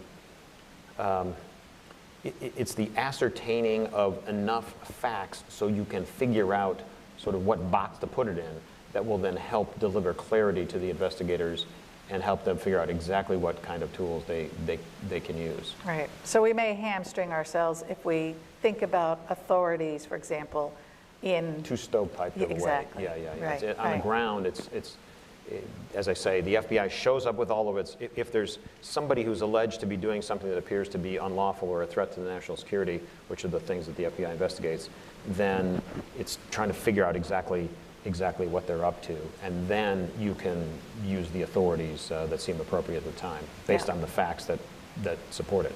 Yeah. So Steve, a big part of that is obviously intelligence.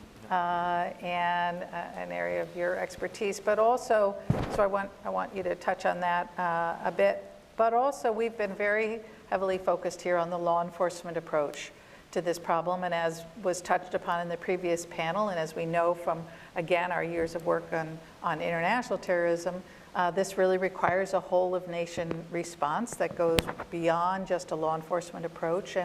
And you have some familiarity with DHS's efforts, whether it's the CVE efforts, the community partnership, or others, and so maybe you can touch on those and some of the challenges, if you would, if you're comfortable talking about them, and I'll press you a little bit, that DHS had in trying to bring attention to purely domestic and particularly, racially motivated violent extremism. If you would. Absolutely, thank you. I'll start with piggybacking off something Jim said and Nick said as well. Most of the intelligence community is not the FBI. They just can't show up at your door with intelligence community authorities and law enforcement authorities as well. The majority of them are regulated by an executive order called 12333, EO 12333, U.S. intelligence activities, which clearly focuses or puts priority on foreign threats. And the precursor to EO 12333 was executive orders that came out of the Ford and Carter administration, and those executive orders were created in response to law enforcement and surveillance activities in the United States that came to light after the Pike and Church Commission hearings as well. So you really have an executive order that's been put in place since 1981 that regulates the intelligence community, and it's been around for 40 years now. And the goals of that, or the structure of that executive order, is to have the intelligence community focus on foreign threats. Right? If you look to the structure of the EO itself, Part 1 talks about authorities, what the intelligence community can and cannot do, what the goals of intelligence are, and they're generally focused on foreign intelligence, transnational organized crime, counter narcotics, the proliferation of WMDs. Again, very foreign-focused threats, not on domestic terrorism. If you peel that back a little bit, primarily Section 1.7 of EO 12333 talks about the specific authorities of the intelligence community elements. If you look at CIA, their job is to collect and analyze and disseminate foreign intelligence or counterintelligence. If you look to NSA, their job is to collect and analyze signals intelligence for a foreign intelligence mission. And this is really the structure of the intelligence community. Again, the majority of the intelligence community cannot bring to bear law enforcement authorities that FBI has when they're starting an investigation. I will say the outlier is going to be DHS. The Department of Homeland Security has two intelligence community elements. One's called the Office of Intelligence and Analysis. The difference between INA and a lot of the other intelligence community elements is that they have a very comprehensive statutory regime that outlines what type of information they can collect, how they can collect it, who they can share that information with.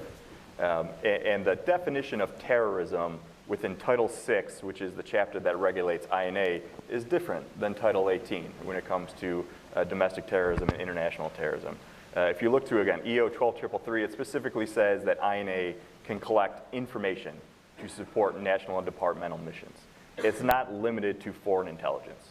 And then if you move to Title VI of the US Code and you look at INA, their mission, again, is to collect information related to threats to Homeland Security as well as terrorism. But this is where the definition of terrorism is different than Title 18.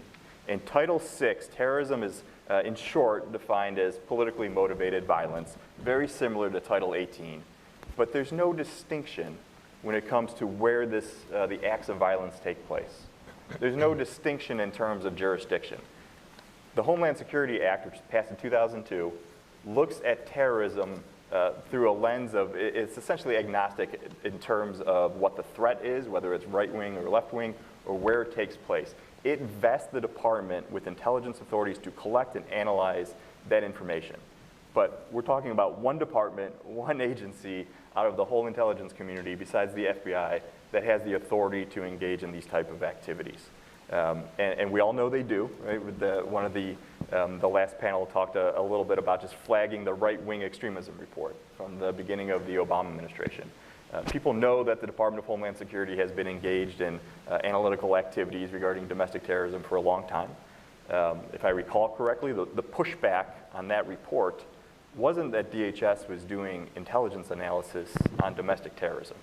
I think that's well understood that they have those authorities. They have what we refer to as U.S. person rules that allow them to collect information on U.S. citizens if it's listed purely in the context of domestic terrorism. I think the pushback on that report was the substance, was the lack of analytical rigor that went into it. And then you really see a type of a wave that follows on whether or not this should be the priority. Right? Should the limited resources that already exist in this space be dedicated to domestic terrorism, or should we follow up on, around the same time was Abdullah Muttalib bombing, or attempted bombing over Detroit, on whether the focus should go back towards ISIS and Al-Qaeda. So I think in a limited sense, we do have authorities to, or at least the intelligence community, to bring a little more holistic approach to this issue. Unfortunately, or fortunately, depending on what side you are on, it's very limited to really two intelligence community elements altogether. Whether that should be expanded, I know something that Mary has written about with Nick regarding expanding the mission of NCTC, and it's something to consider on whether or not we want to bring the resources from the intelligence community at a greater length to this issue. So I want to come back to that issue, Mary. I know, as Steve said, it's something that you have thought about, and Nick and Steve, that you've also addressed. So I want to come back to that issue. But Harsha, I want to turn to you. As you heard, of course, really none of our other panelists have suggested that there is a legal need, that there's an authorities gap here that needs to be addressed by a new statute, domestic terrorism statute, but that there may be other compelling reasons to go forward in that direction, and I wonder what your thoughts are in terms of sort of the pros and cons and the risks that we need to be mindful of as we think about this rising threat. Yeah, certainly. I think it is important to note, though, as I think the events in El Paso and other really bad incidents were happening, I think in public discussion often it was framed as a gap of authority, and I know that that is what certain members of Congress have said in public statements. But as Mary has pointed out, there are roughly over 50 statutes that are applicable to what we would call domestic terrorism or terrorism that takes place inside of the United States. And Congress has additionally prohibited materially supporting those crimes. And in those particular statutes don't distinguish between domestic activity and international activity. And also, as I appreciate Jim mentioning the First Amendment issue, I think that is obviously a very tricky dynamic in a lot of investigations, but the FBI also has, under the governing 2008 Attorney General guidelines put out by Attorney General Mukasey, a significant amount of authority to, even without a factual predicate, initiate investigations of a certain degree and a certain scope. And I think, if you look at sort of recent plots that have been disrupted, there have been a couple of plots, one with Connor Climo out in Nevada, and then another one with Elizabeth Lacrone out in Toledo, Ohio, where it looks like these authorities have been used effectively and actually had the effect of potentially preventing really bad things before they were to happen. So yes, I think that I definitely agree that it's not a gap in legal authority in terms of being able to take action to either prosecute or prevent some of these acts before they happen. Now, in terms of the risks, what some of the proposals in Congress, in particular Representative Schiff's proposal, seeks to do is add a number of predicate offenses to or attach a number of predicate offenses to what is currently defined in statute as quote unquote domestic terrorism. And there are some, and I think that the elements that it potentially adds, some are less damaging than others. So obviously there's murder. I don't think that we would have a huge objection to that. But then there's also crimes that incorporate things like property damage. And in light of recent, and I think even historical impacts that law enforcement activity has had on protesters and dissenters and civil rights communities, I think a lot of people are skeptical about extending that kind of authority in a way that would make it easier to label folks a terrorist in the event that there would be, essentially a poor decision to prosecute someone in that kind of way. So that's definitely something that I think folks are concerned about. One additional thing that I would point out on this distinction between international and domestic terrorism is that, while it's certainly true that what we need to keep in mind is that some of the white supremacists and white nationalists that have committed attacks or planned attacks around the globe have, it's not an ideology that knows any sort of boundaries. It's something that cross-pollinates. I think we most saliently saw that in the Christchurch attacks in New Zealand, in which the shooter cited a number of influences, including those in Europe and the United States. But that's actually been happening for a really long time. It's not it's not something that just happened to emerge in 2018 and 2019. So in terms of maybe psychologically associating being less likely to look at a white nationalist like Connor Klimo example that I just gave. He was associated with Automorphin, which is a group that has known links in Europe to other white supremacist groups. So query, why is someone who does a Google search about ISIS automatically subject to a broader, more aggressive array of statutes, while that's not necessary. Not that we would advocate for that, but there is an asymmetry there, as I think Mary has pointed out. Great, thank you, Harsha. Yeah, Mary. Could I just address the gap issue? Yeah. There is a gap, I think, currently in the statutes in the sense of an ineffective tool for a particular kind of preparation to commit a terrorist attack, and that is with respect to like the stockpiling of weapons when we're talking about firearms, as opposed to the precursors for building a bomb, for example. If it was precursors to build a bomb, the investigation could be based on the WMD statute. But when we're talking about weapons, take the example of Christopher Paul Hassan. So he's the Coast Guard lieutenant who was recently found, really as a result of the fact that because he was a U.S. government employee and he was using his U.S. government computer foolishly to do some of these things. Luckily. Yeah, luckily. Foolishly for him, luckily for us. Remember that banner that says Yes. the government can watch everything you do?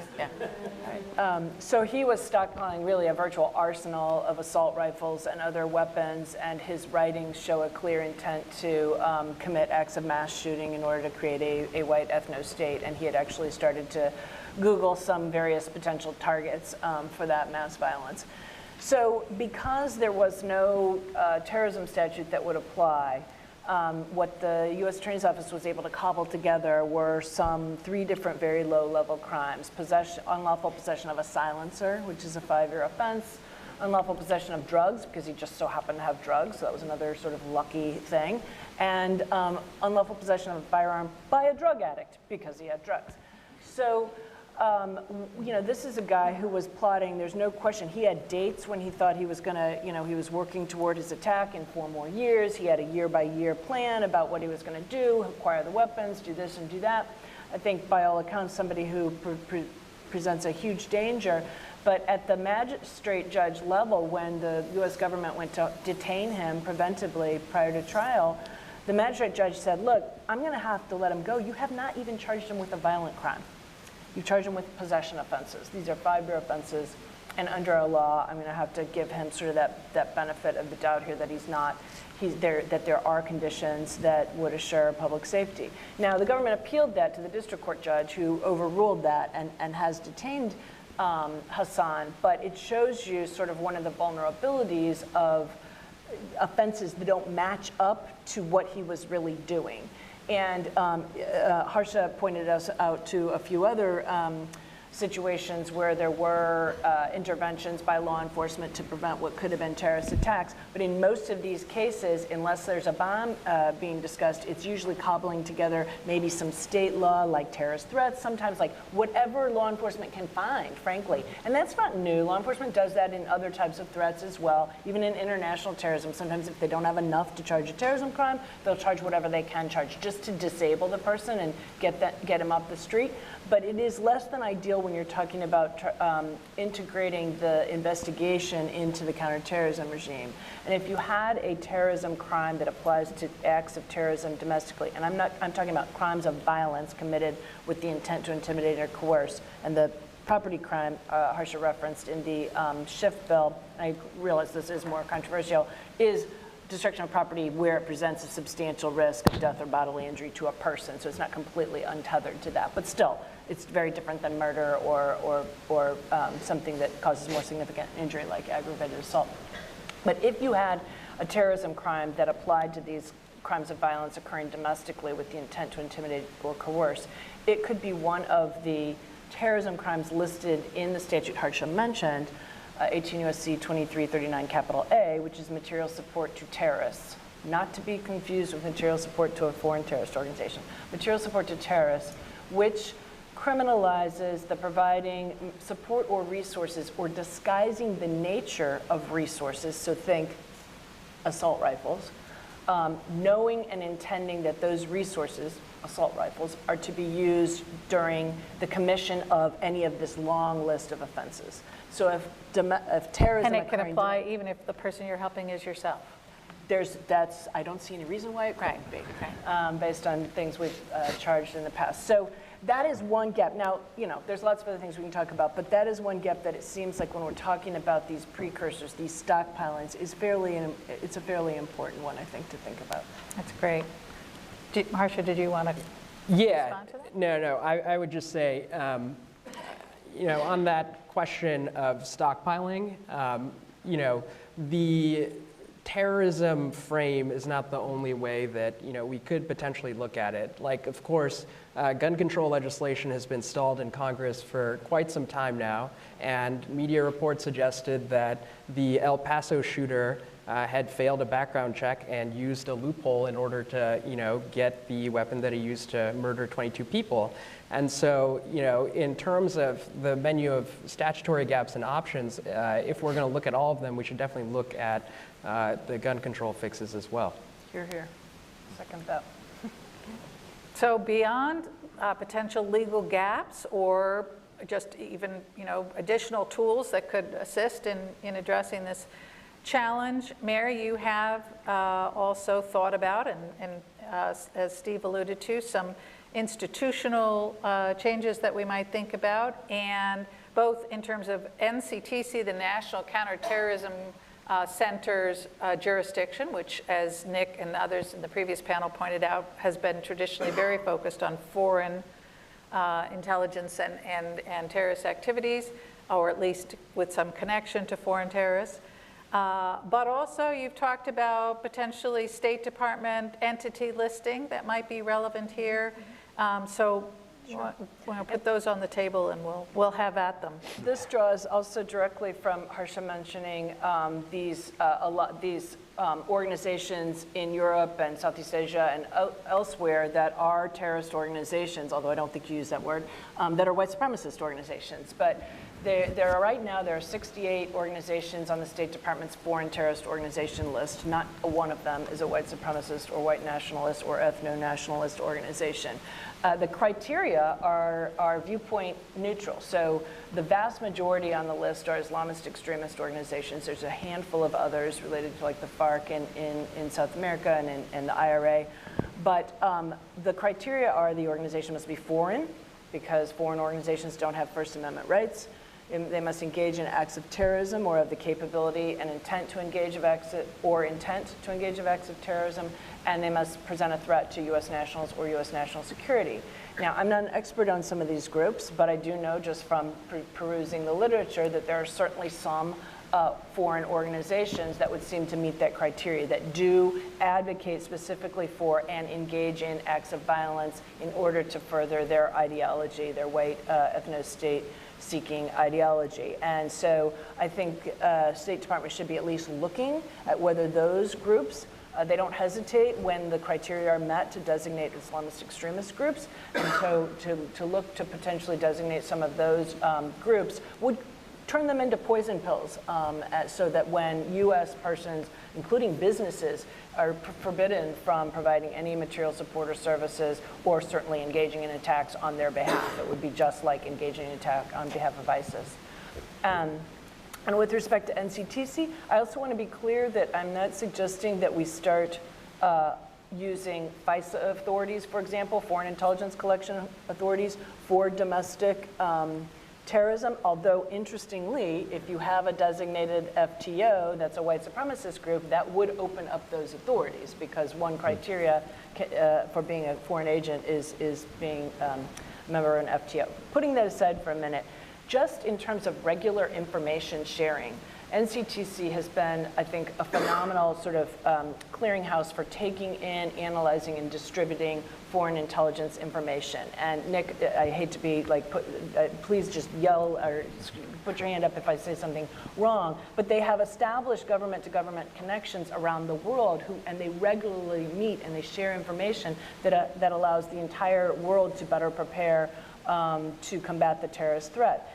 And at least while I was in government, they really didn't do that same sort of government-to-government sharing when it came to the white supremacist threat, notwithstanding that, as Harsha quite correctly pointed out, it's not unique to the US, hasn't been unique to the US for a long time. It's very much a problem here, but it's a problem worldwide. And so to go ahead and release or ensure, and there's been some reporting that this has already happened, but I don't think it's been corroborated by NCTC itself, but to allow that mission to expand, not necessarily for new intelligence authorities, but just government to government sharing of information, the way that our police share information between the FBI and police and local police and other local police, that type of information sharing, it seems like it's high time that at least we considered. Steve, I know at DHS, I certainly participated in discussions among the Five Eyes, the five-country ministerial, at the ministerial level, where there was a lot of talk about information sharing, which could also be a good vehicle for this kind of information sharing. Did you see anything along those lines when you were there, and what are your thoughts on it? I think the primary issue, I should have mentioned this before too, even though DHS INA has basically broader authorities than the rest of the intelligence community to collect on domestic intelligence, the tools available to them are much more limited. They're generally limited to collecting information either overtly or from publicly available sources, while other members of the intelligence community can use clandestine means, electronic surveillance. And so what that leaves you with is, with DHS collecting information from others who collected information directly from the source. And so in a way, you have the intelligence community, you have DHS collecting information overtly, but they're collecting it from state and local law enforcement. They're participating in fusion centers that have other state and local agencies involved in which they're collecting information. Again, this is something that has been open to congressional oversight for many years now. And when it comes to information sharing, and when it comes to congressional oversight, the record's not great. And usually when Congress is involved, it's because the record isn't great. And it just becomes down really to what type of information you can get from other sources, from state and local governments. What resources do they have to put into this type of threat? And it's going to be much more limited than what the federal government could be. And then a possible avenue for increasing that area is with foreign governments. And I think it was mentioned on the last panel, one primary area that you could focus on is TTPs, is the tactics, techniques, and procedures. Because again, that doesn't care if you're a left-wing or you're a right-wing extremist. What you're really trying to prevent is the new tactic that's out there. And that information sharing generally is a little more easy to come by because of all the rules and regulations regarding individuals, regarding First Amendment activities. And I think that that's a natural place for information sharing to evolve. So one of the things that I think is interesting that came out in the previous panel, and certainly over the years as DHS and others have looked at the radicalization process and what drives people, and a panel last week where our friend and colleague Farah Pandith is talking about her new book, in which she reminds us that a lot of the radicalization that she has studied has grown out of a desire for a sense of identity, a sense of belonging, from a sense of isolation and not belonging. And I couldn't help but be struck with the parallels that we have seen as we've looked at Russian information operations. I had Michael Bennett up here last week talking about his new book, Dividing America, in which he depicts very graphically with lots of images the ways in which Russia is using information operations to try to drive wedges and exacerbate existing divisions within our country. And takes a sense of grievance and works to build or infiltrate affinity groups around that sense of grievance and build a sense of identity around that grievance that is stronger, that they want to make stronger than your sense of national identity. And so it seemed to me that there are parallels there and lessons that we can learn from the years of looking at how we counter that kind of messaging. But it also is a reminder that Russia is also a player here. We can do plenty of damage ourselves, and if Russia went away tomorrow, this issue would not go away. But they are here stirring the pot in a very significant way, including, as was mentioned in the last panel, about pitting groups against each other. So they take the racially motivated violent extremist affinity groups online, and they take the Islamic groups online, and they try to pit them. They drive them against each other. We've seen this. We see they set up fake affinity groups on each side, call for people to come out into the streets at the same place at the same time. So my question, Jim, is are there additional legal tools or authorities that we can bring to bear to look at the Russian exacerbation of this problem? Or are there things that we ought to be thinking about? Are there gaps there that we could perhaps fill that would help at least, that one aspect of the problem? So you're going to make me talk about Russia again, right? Yes.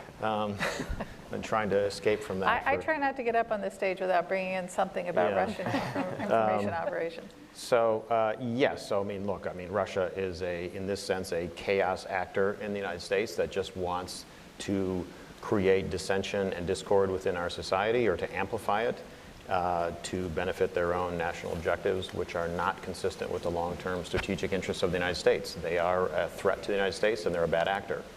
So as we were saying before, in a situation where they are involved, if we the FBI or another investigative agency, can ascertain that they're involved, then that will bring to bear other investigative tools, but with respect to them and their agents, right? So the Constitution and laws of the US allow the FBI to use foreign intelligence tools when dealing with a foreign actor.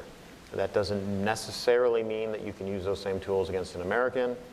There's a legal analysis that you'd have to go through and so on, but it potentially opens up an avenue to try to thwart their activities.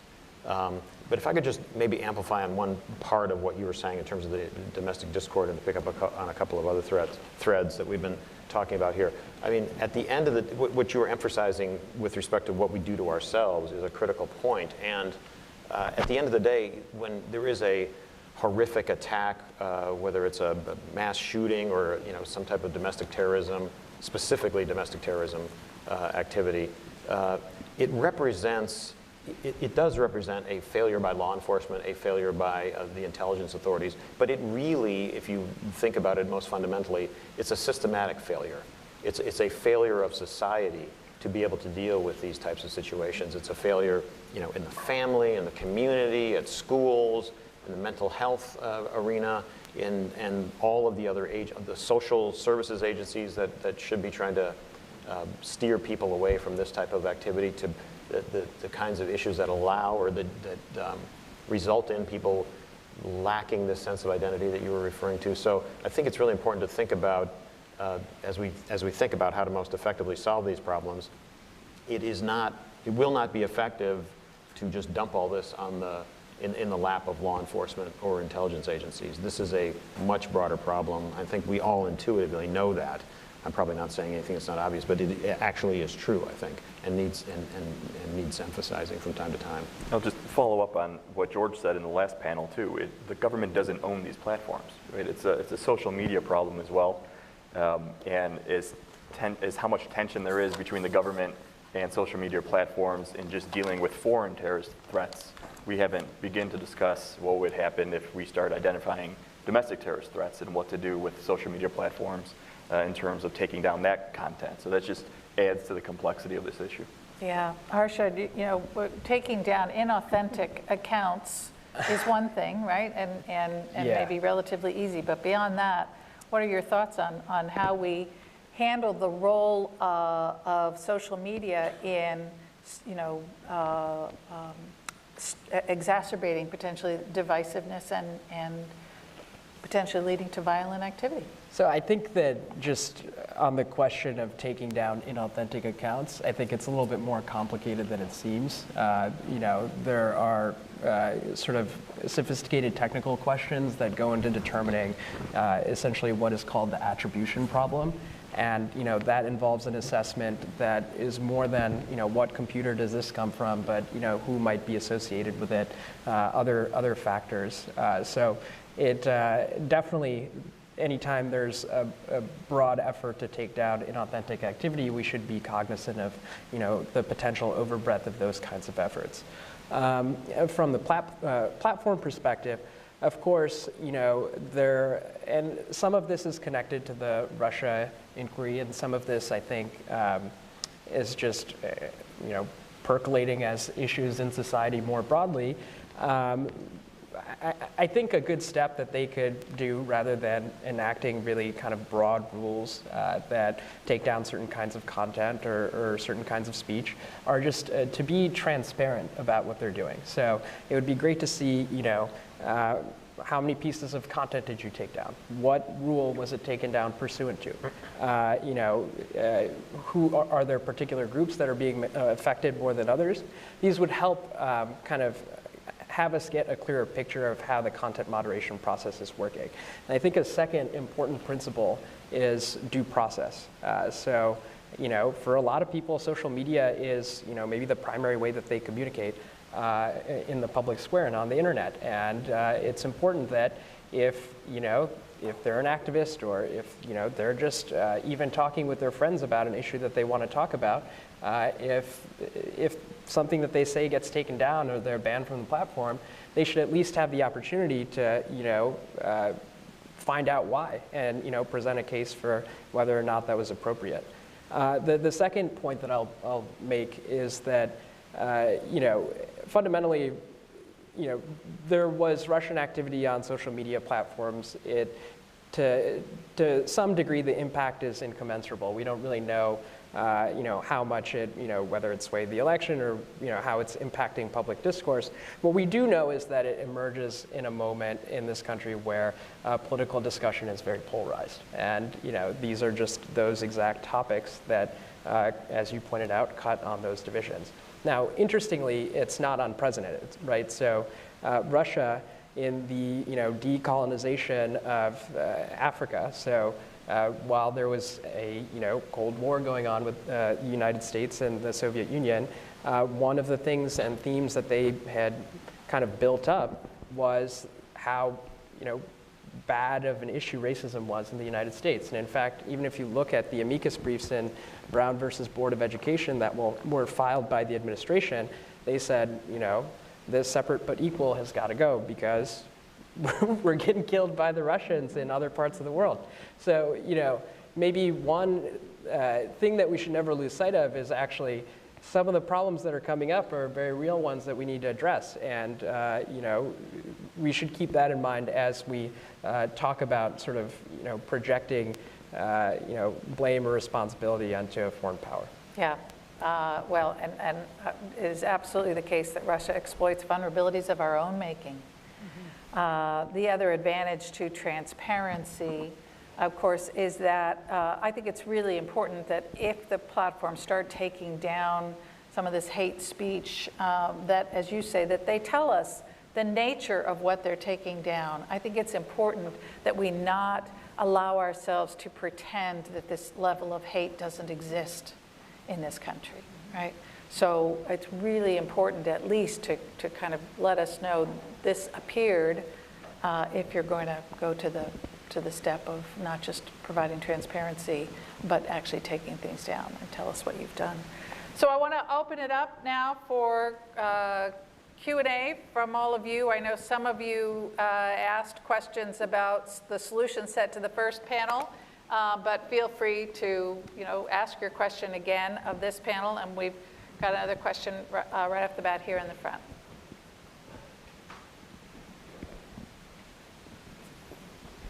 Hi, my name is Angelita. I'm from the Catalyst Omni Media.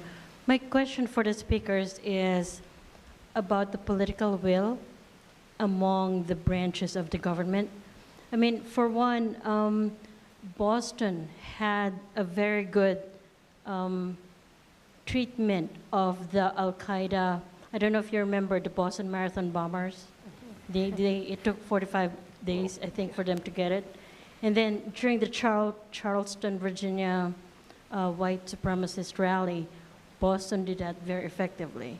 So my point is, there are best practices. I don't know if it's being shared, but the question is, the unity of the political will between the executive, judicial, and the legislative bodies in the US government. And then internationally, it applies the same way. I mean, US is pretty much playing the global police, except that there's Russia, who's kind of the villain, and is also going to be a rival for the Interpol. And then there's the Commission on Human Rights, but who does the enforcement of the universal laws? I mean, Philippines appealed for the South China Sea's territory that was overtaken by Russia.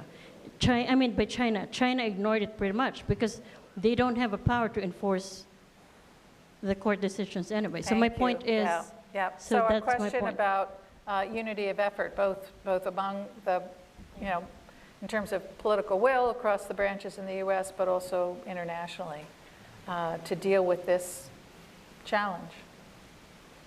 Anybody want to take that one? I'd like to actually address your best practices question because, so my organization, after the Charlottesville Unite the Right rally, brought litigation against 23 of the alt-right, white supremacist, white nationalist groups and the militias, the self-professed militias that were there. And we brought the litigation to prevent them from returning because immediately after the Unite the Right rally, the white supremacist groups were saying, our civil rights were violated because we didn't get to have our rally, it got shut down, so we're going to be coming back again and again and again. And of course, I don't think anyone in the world wanted to see another act of violence the way we saw on that day. And so we used state anti-militia and anti-paramilitary activity statutes that exist in most of our states around the country. They're entirely content neutral. They're based on actually banding together like militias and engaging in the organized armed use of force or projection of ability to use force. And we ended up getting 23 court orders against all 23 defendants prohibiting them from returning to engage in that activity.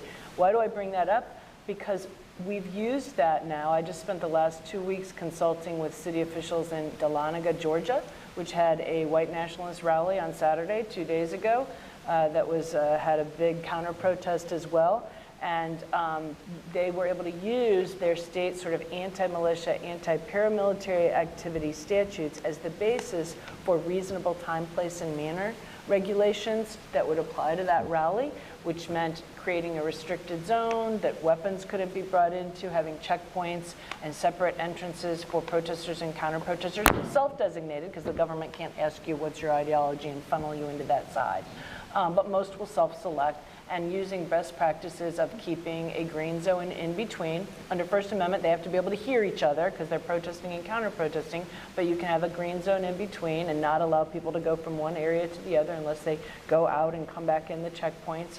And it went off without there being any violence. There was a massive law enforcement presence, like 500 law enforcement in a town of about 7,000, so I'm sure people will criticize it as being over-militarized. But there was no violence. And so we've consulted with cities big and small ever since Charlottesville, Portland, Oregon, Berkeley, small cities in Tennessee, also in Dayton, who've used these tools. So I mention this because, communities have got to be able to have tools they can use to prevent what are billed as free speech events, but are really a kind of a guise to engage in open violence. They've got to be able to have tools to protect public safety while preserving First Amendment rights. Those who want to come and speak out about whatever their point of view is, ought to be able to do that, but they ought to be able to do it without the threat that it's going to devolve into violence.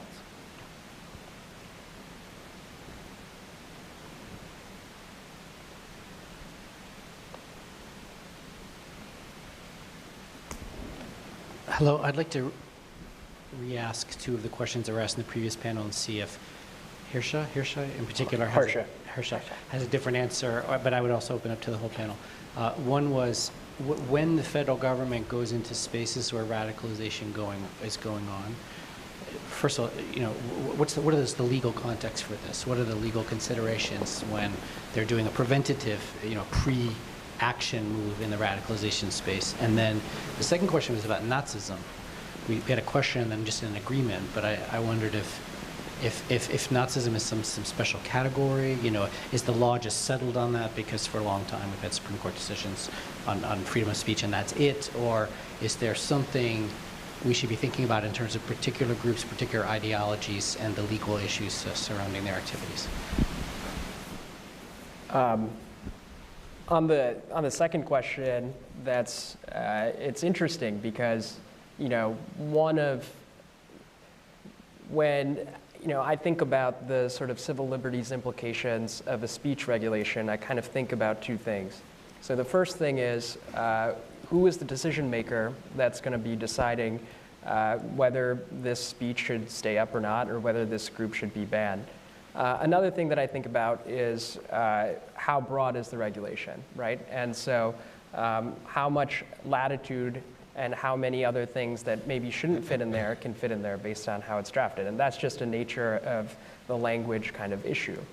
And so often what you see is that well-intentioned regulations end up impacting the people that they're supposed to be protecting from really bad things. And one potential workaround, as you've noted, is that people have suggested just designating particular kinds of groups.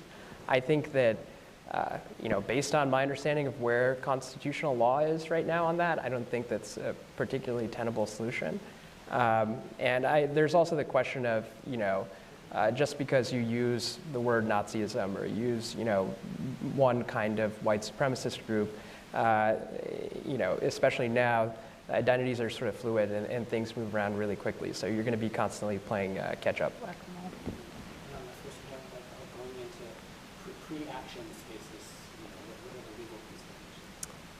I can't speak so much to the legal considerations, but I know that research that has been done by my colleagues at the place that I work at, the Brennan Center, we've been very skeptical of sort of the effectiveness of countering violent extremism programs, just because there aren't sort of well-formed, empirically validated criteria by which you can sort of evaluate whether someone's going to become radical or not. And so often the counter effects can be just reduced trust within communities that basically, the government is spying on them. I think one of the underlying ideas, it's a partnership. Right? George mentioned this before. We talked about it in social media platforms. It's a partnership between the government and the individual community in order to really directly preempt and prevent any type of domestic terrorism. It's not something that's happening in an isolated environment. It's happening within a family, within a community, within a church, whatever it is. And I guess the pretense to go in for whether it's the Department of Homeland Security, whether it's a joint task force, is really, this is a partnership between the government, between the community, between the family, and it's a voluntary partnership. To the extent that those issues start to be on the side of being coerced, then we run into some constitutional issues. But nobody, I guess at a high level, it's a partnership between the government and the community at stake. Hence the name of the DHS program, which was Community Partnerships. Correct. Yeah. So we have a question way in the back here. Yep. And then we'll wrap up. Right behind you. Thank you. This is a great discussion. Clifton Jones from CSIS. Concerning domestic terrorism, I was wondering how concerned is the FBI, DHS, and other various government agencies in combating classic domestic terrorist groups? And what comes to mind are groups like the KKK, and I contrast this to the government push in the mid-20th century to take down groups that were deemed bad, groups like the Black Panthers that were, it was under public safety that the government really did try to dismantle groups like this. So what's happening now with groups like white supremacist groups and, like I said, like the KKK too? Is there a concerted effort to try to take down some of these groups?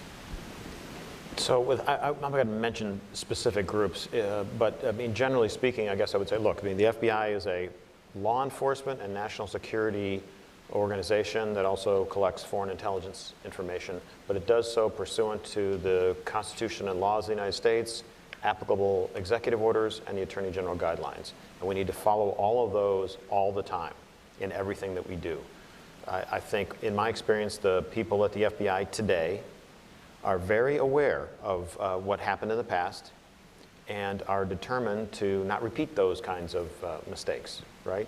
And so they're very sensitized to that. And that's why I was saying earlier that the issue of making sure in every instance that the FBI is complying with the First Amendment is on the minds of the folks who are working on these kinds of cases. They don't want to violate the First Amendment, but it becomes difficult sometimes when you're in the middle of an investigation and you're trying to figure out what the person is doing.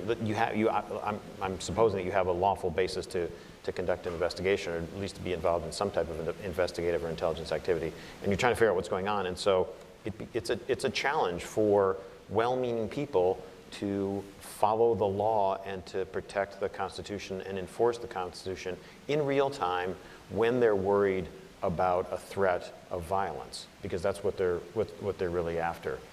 In my experience, the folks at the FBI are not interested in getting involved in thwarting anybody's lawful free speech or anything of that nature. I know that's not what people think, but that is actually how I experienced it working closely with the investigators, analysts, and lawyers who were working on those matters.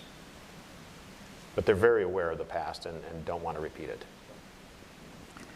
So I'm going to, Jim, take that as your closing remarks, unless you want to add something additional.